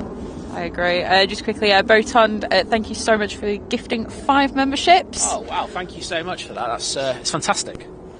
I know there was a question just above that as well, from O'Duck. Do you need a college degree? Does work? Oh, does working tower based on seniority, or do you choose what to do from the first hire? I think that's kind of, do you choose kind of where do you work and what thing? So I think I get the question. So when you apply for NATS, you basically apply knowing that you don't know what you're training for when you start. I mean, to a certain extent. So I'll touch on my brother in a second, but when you agree to join NATS, you agree that you could be an area controller based at Swanwick or Prestwick, or you could be a approach controller based at Swanwick, or you could be a town approach controller based at an airport. Every single controller will sit their basic training, and then after that, usually you then get streamed into your discipline of either tower, approach, or area. Now, there's a course at the moment doing their course at Global on behalf of NATS, and Global only do tower and approach training, so they're obviously not going to be going to the area centres, so they know that from day one. But then once you finish your training, then you get posted to a unit. You get to say where you'd like to go. Yeah. They work with that information, but at the end of the day, if they need 10 controllers at place X, then depending on the course, you will go in to place X, and unfortunately that's what you sign up for when you join the company, which unfortunately is out of a lot of people's control, but that's how they staff the units. If they hired individually for every single airport, it would be a lot more complicated. It wouldn't work as well, and they wouldn't get, I think, because some are less popular than others, simple as that. I think people need to, if they apply, they need to be prepared that they might have to move to a place that they... And it is like like I said, I was Midlands based, grew up in the Midlands, did a year in Portsmouth. So I lived in Portsmouth when it was when I was working in Whiteley at the head office, and came up here, and this is our life now. We've settled here, got my family here. Yeah. This is where I live now. It's only an hour and a half down the road to see the rest of my family, or my other half. So it's like 3 hours down in Essex, unfortunately. But you see, that's like, you know, you were talking. Someone was asking about stress before. Yeah. But you know, it's all part of the big picture, isn't it? You know, getting the stuff right in your private life, right? You know, so that you feel supported, and that you don't, you know, feel that, you know, stresses when you come home. You come home, you can actually shut down and, you know, not think about work. Yeah, absolutely, I agree with that. There was another question here, and I can't find it. Next arrival after this will be the Ryanair go around. Oh, Ryanair go around. And then we also have the A380 that's just off to the north. Yeah. It's in a hold as well. Sorry. Someone put, do you have random drug and drink testing? Absolutely, yeah. It's something we take very, very seriously. Absolutely. Like any other job does. So like safety-related job does. So yeah, we have, again, not going to go into those detail about it, but we have limits which are extremely low limits. But it's just, my biggest comment on this, you see the stories about it and pilots, this, that and the other. It's just, I think of everything I've put myself through to get to here. Why would I throw all that away to have a glass of wine before I'm in a shift? You know what I mean? It's not worth it. It's also, you're a professional job title. Absolutely. So, you know, if you are that professional and you've worked hard for that profession, because it's hard to get a professional job title, then you have to act that way, haven't you? And, you know, this is the thing, and it's, you know, it's. And when you've got the kind of risk, you know, and you know what you're dealing with, you have to be like that. So yeah. I saw Pete's comment about the runway times. Obviously, someone's answered it, but again, yeah, over winter we have a lot less dual runway operations because there's just no demand for them. Because it's not only to open the second runway, we have to have more fire cover, we have to have more controllers, there has to be a leader vehicle and stuff like that, and it's wear and tear on a runway that doesn't necessarily need to be used. It's noise as well for the locals, so yeah, it's definitely, over winter we have reduced runway hours, which are always published by Manchester Airport.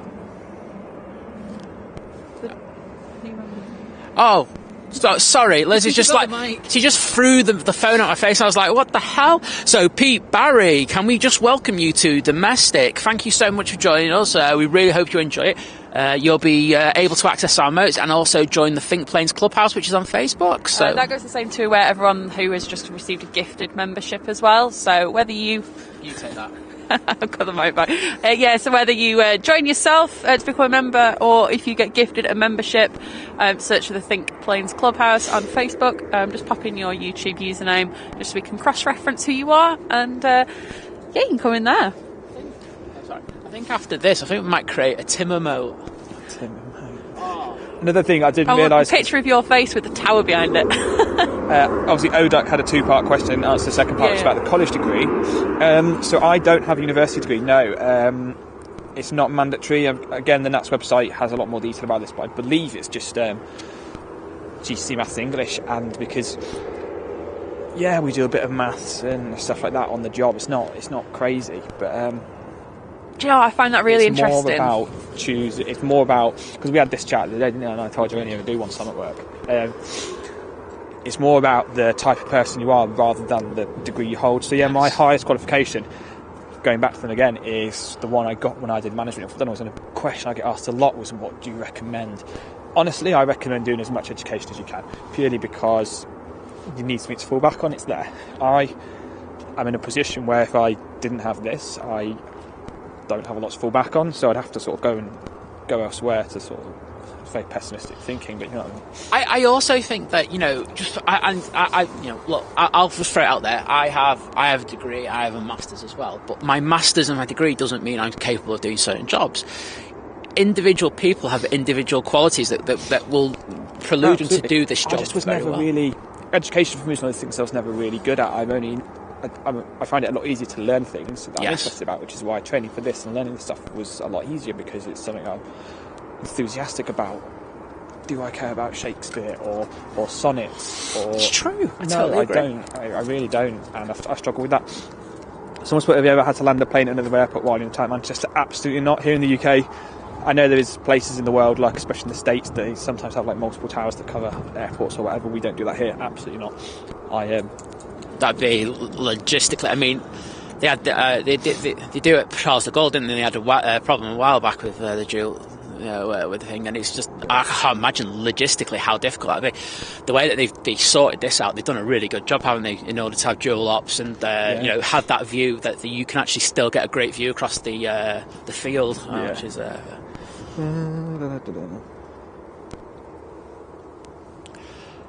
thought there was a plane coming in because they're holding. There is. There is. It's just taking. Tap is tapping it. He's taking his time. Tap it. Right, well, I'm guessing I've got enough charge on that now to do me through to. It's still in the hold. Well, the Emirates is like going, I'm going to make a big entrance, right, guys? It's we're going VIP here. Okay, so we've got the tap now that's about to come in. We'll zoom in big time on this one, and we'll get the proper arrival for it that it deserves, because we love this livery on this channel. Even if it's on the Embraer. Is it the Embraer? Or is it the Airbus? It looks like an Airbus.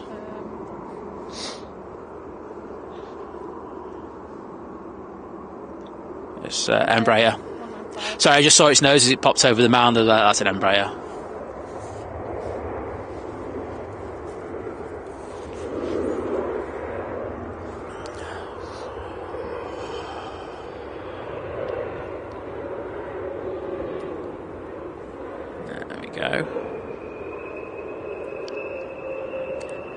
Get your brakes sorted, lad.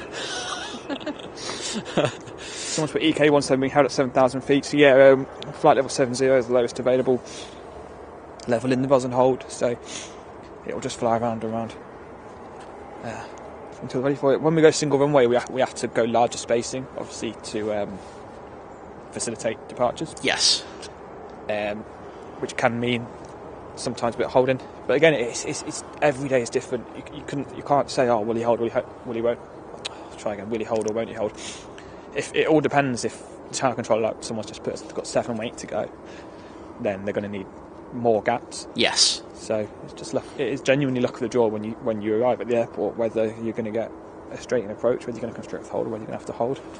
Yeah, because there's like times where because we're all flight radar experts, aren't we, nowadays? You know what I mean? And he knows.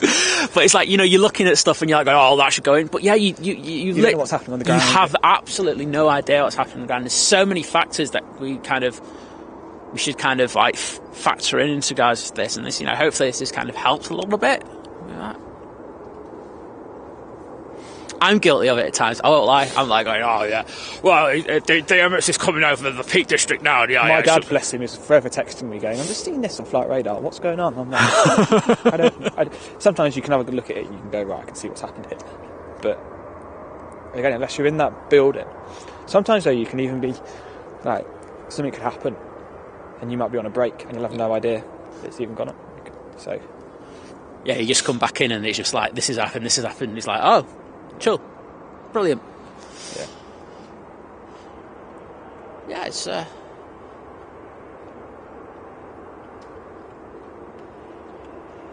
oh yeah, so on our channel we have our bird called Carlos. I'm not sure if you know about Carlos. How do you deal with like all the bird action on the field? I know that you'll be talking, of course, down to ops cars and stuff like that. Yeah, so there's somebody in one of these Range Rovers somewhere. It's called Scarecrow. Their job is bird scaring, as pretty much all airports will have somebody responsible for bird scaring. We saw it in Dublin. They set off the flare right in front of us. Oh God, they really made us jump a little bit. If there is ever some bird, it gets reported a lot by pilots, and then we pass it on. Going back to my big friendly bedtime reading, the Manual Air Traffic Part 1, there's a section in there all about what's called essential aerodrome information, and that's stuff that if it happens, we need to report it to pilots. And I'm almost certain that bird activity is on that list. And again, we just put it on the pilots, would say, bird here, you happy? Yeah. Bird strikes is completely different, something we're not going to go into much detail about, but There's birds that just fly quite often. They go just straight across, and you just warn the pilot, because in the event of a missed approach, they'll end up. But that's the thing, because I think, especially when we're down the bottom end of the runway, because you've got quite a few trees, it's like you just see them, and all of a sudden it's just like. And then into autumn as well. Autumn this year was, I don't know what it was, but it was really bad for birds down there at the end of runway 2. Funniest one I ever had as an aircraft vacated down at sort of Alpha Golf. 2, 3, so there's just a load of swans just sat by the runway side. Wow. And I was like, great, I don't really think a guy is going to win a fight with a load of swans, to be honest. Well, I can't tell you much about swans, but... Is this going back to stand? It's easy. He's giving that vibe. He's taxiing down the runway very slowly. So Jet 2737 meant to be going to Funchal, so... Maybe, because that Singapore sat and waited for a while under the tower. So I don't really know what that's about.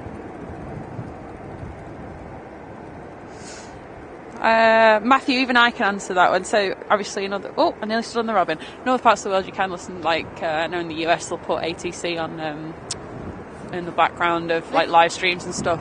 Are they coming over here?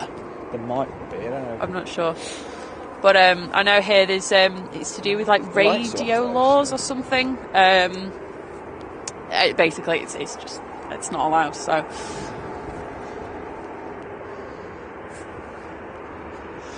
So it's amazing we were just talking about stuff that, you could look in flight radar and everyone will be guessing what it is, but you don't know. I don't know what's happening here.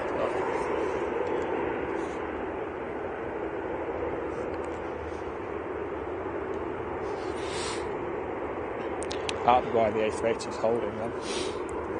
They've gone single ops. Interesting.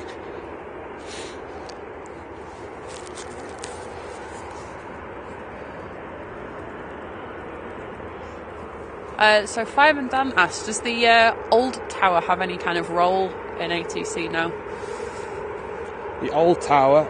No, it's just it's a mag asset. One thing I might be doing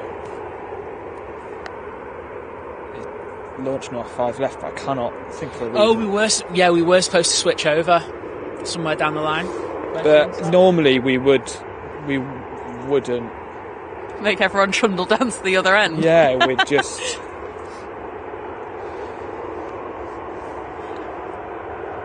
I think I did say, I can't remember who commented it before saying... I remember when we were looking on the weather for today, it did look like we were going to go to 05 halfway through.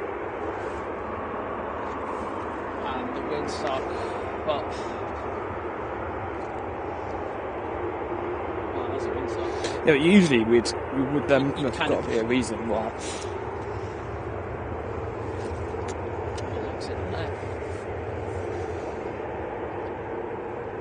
Oh, they've got a big convoy down there now, haven't they? That's even I've got no idea what's going on here. It's definitely just 05, isn't it? I won't lie, it's added a lot of enjoyment to this for me. So thank you to everyone up there who... Again, it's just it's logistically a hard job, to get and move down there for a minute, so we'll just keep an eye on this.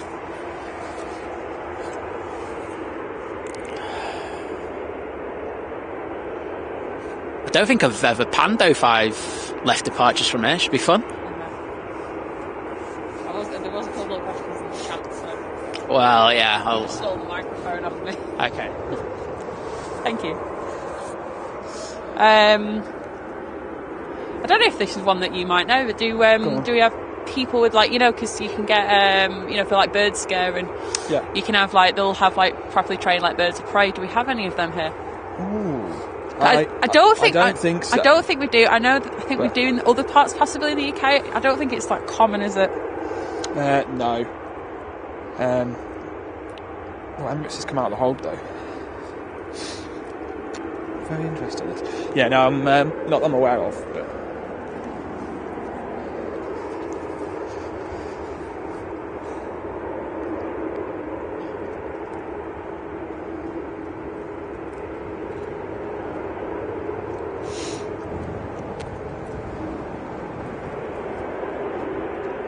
Rob's asking what gap do you leave between two planes? Obviously, if something is like on the way into land, but you're going to let something take off. So if we're doing departures on single runway, usually around 6 miles on 2-3 right, because 2-3 right's got 2 rapid exit taxiways, which means that planes can vacate quickly, allowing the next one to go. But if we're not doing departure, so we're just crossing maybe 4 miles, obviously wake turbulence is always bigger than that. If the requirement for wake turbulence is more, then you'll get more. This has been really bizarre. I've never ever seen a runway change. I've got to say they did a good job moving them that quickly though. I will get I'd be like, so yeah, normally unless something must happen, the wind. The wind has literally. But even if the wind flips, the chances. The wind has flipped big time now. Looking at that windsock. Yeah. So I can see why they've done it, but they did that quick. I've got to be honest. You got to think of the amount of aircraft that they had up there.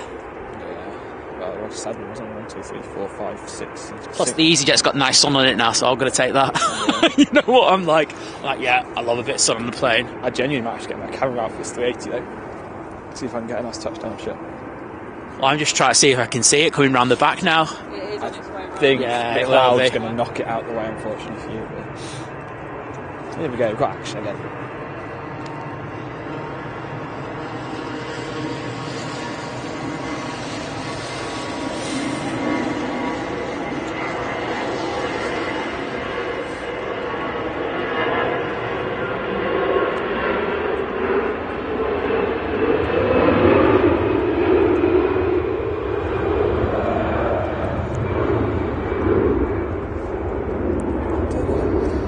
Well, we've had everything on today's programmes. We've had 2-3s, we've had close-up 2-3 left departures, and now we're on to row 5s. It's all good.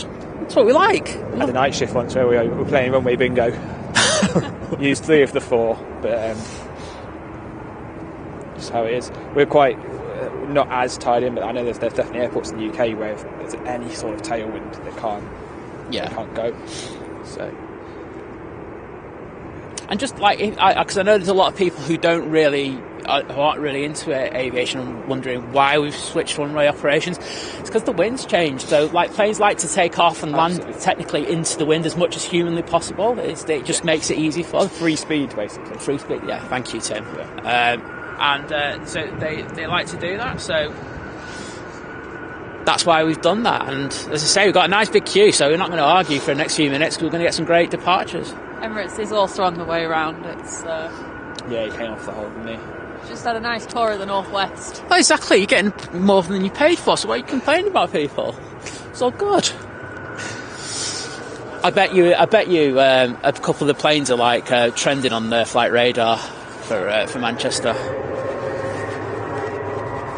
Number 1. Yeah, I thought it would be. It's just because Tim's here.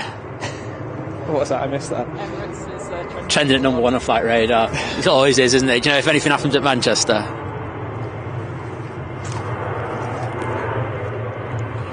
We got a really good view of. We didn't work it at any point, but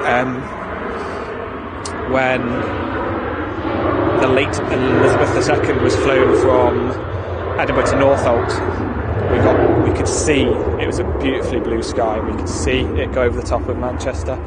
That was really good. But then again, yeah, so many people were tracking that on flight radar. The flight radar crashed. It peaked at like 500,000, and then it wouldn't let me. I had gold, and even it wouldn't let me on flight radar.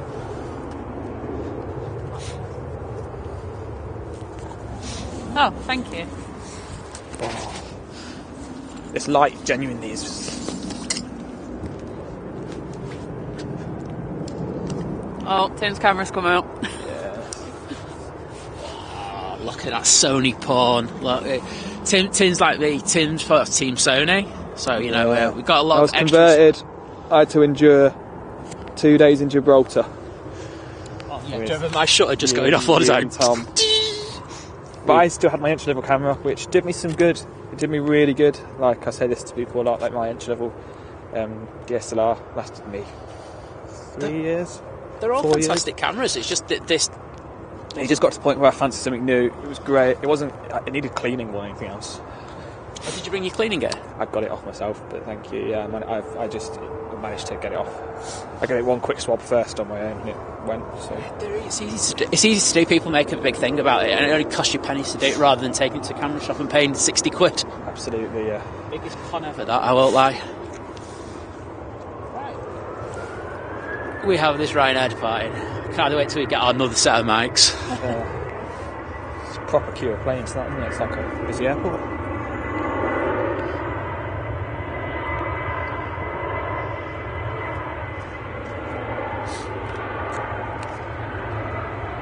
There's the big bus.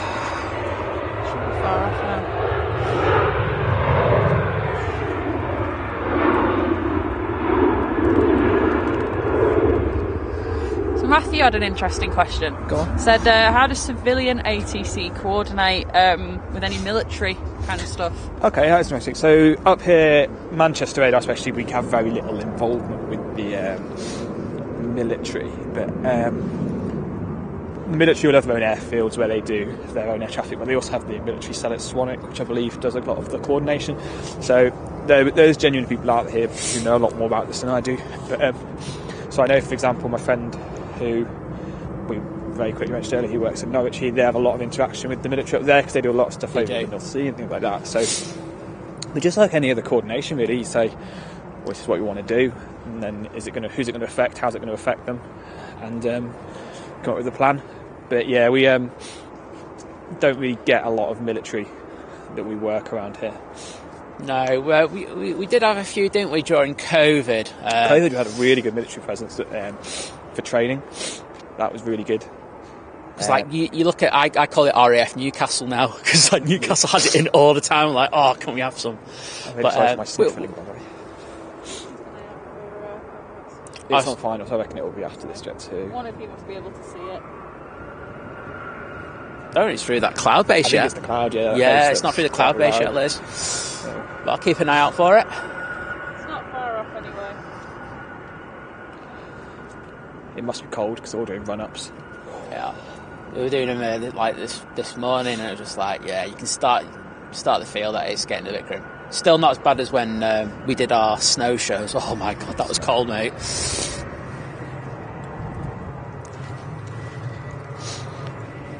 Oh, someone else touched on earlier about one of the questions was about best aircraft I've worked. I was here when the 125 came in a couple of years ago. That was really good.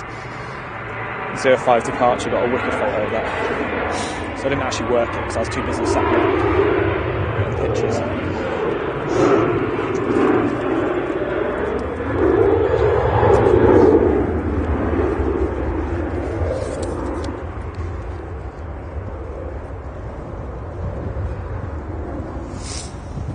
Okay, I'm just checking to see if I can see the Emirates. Still can't see it yet.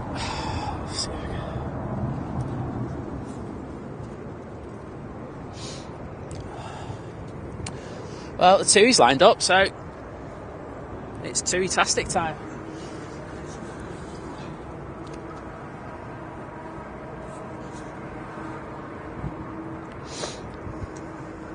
And as soon as I see the A380, we'll jump on that, because I think that's going to be our last move of the day today. Someone's put his Estel equipment in the old tower. I believe not, although for those who know a bit about area control, the old area centre used to be in that building as well before it got moved up to Scotland. And apparently, I've never been in. Oh, A380's just popped out the cloud, so I'm going to get this TUI and then I'm going to pan round to this one double quick. But apparently, all the console desks are all still there, and coffee tables are all still there. I think someone took a cheeky shot of it a while back. I find it helps if you take the lens cover off. Yeah. What an idiot. I know this is a TUI Dreamliner, but A380, sorry. Takes pride. Just defrost my fingers. And here is the Beast from the East. And as I say, it's going to be our last movement of the day, but I think it's a decent one to finish on. And beautiful separation there. We've got the TUI just departing there.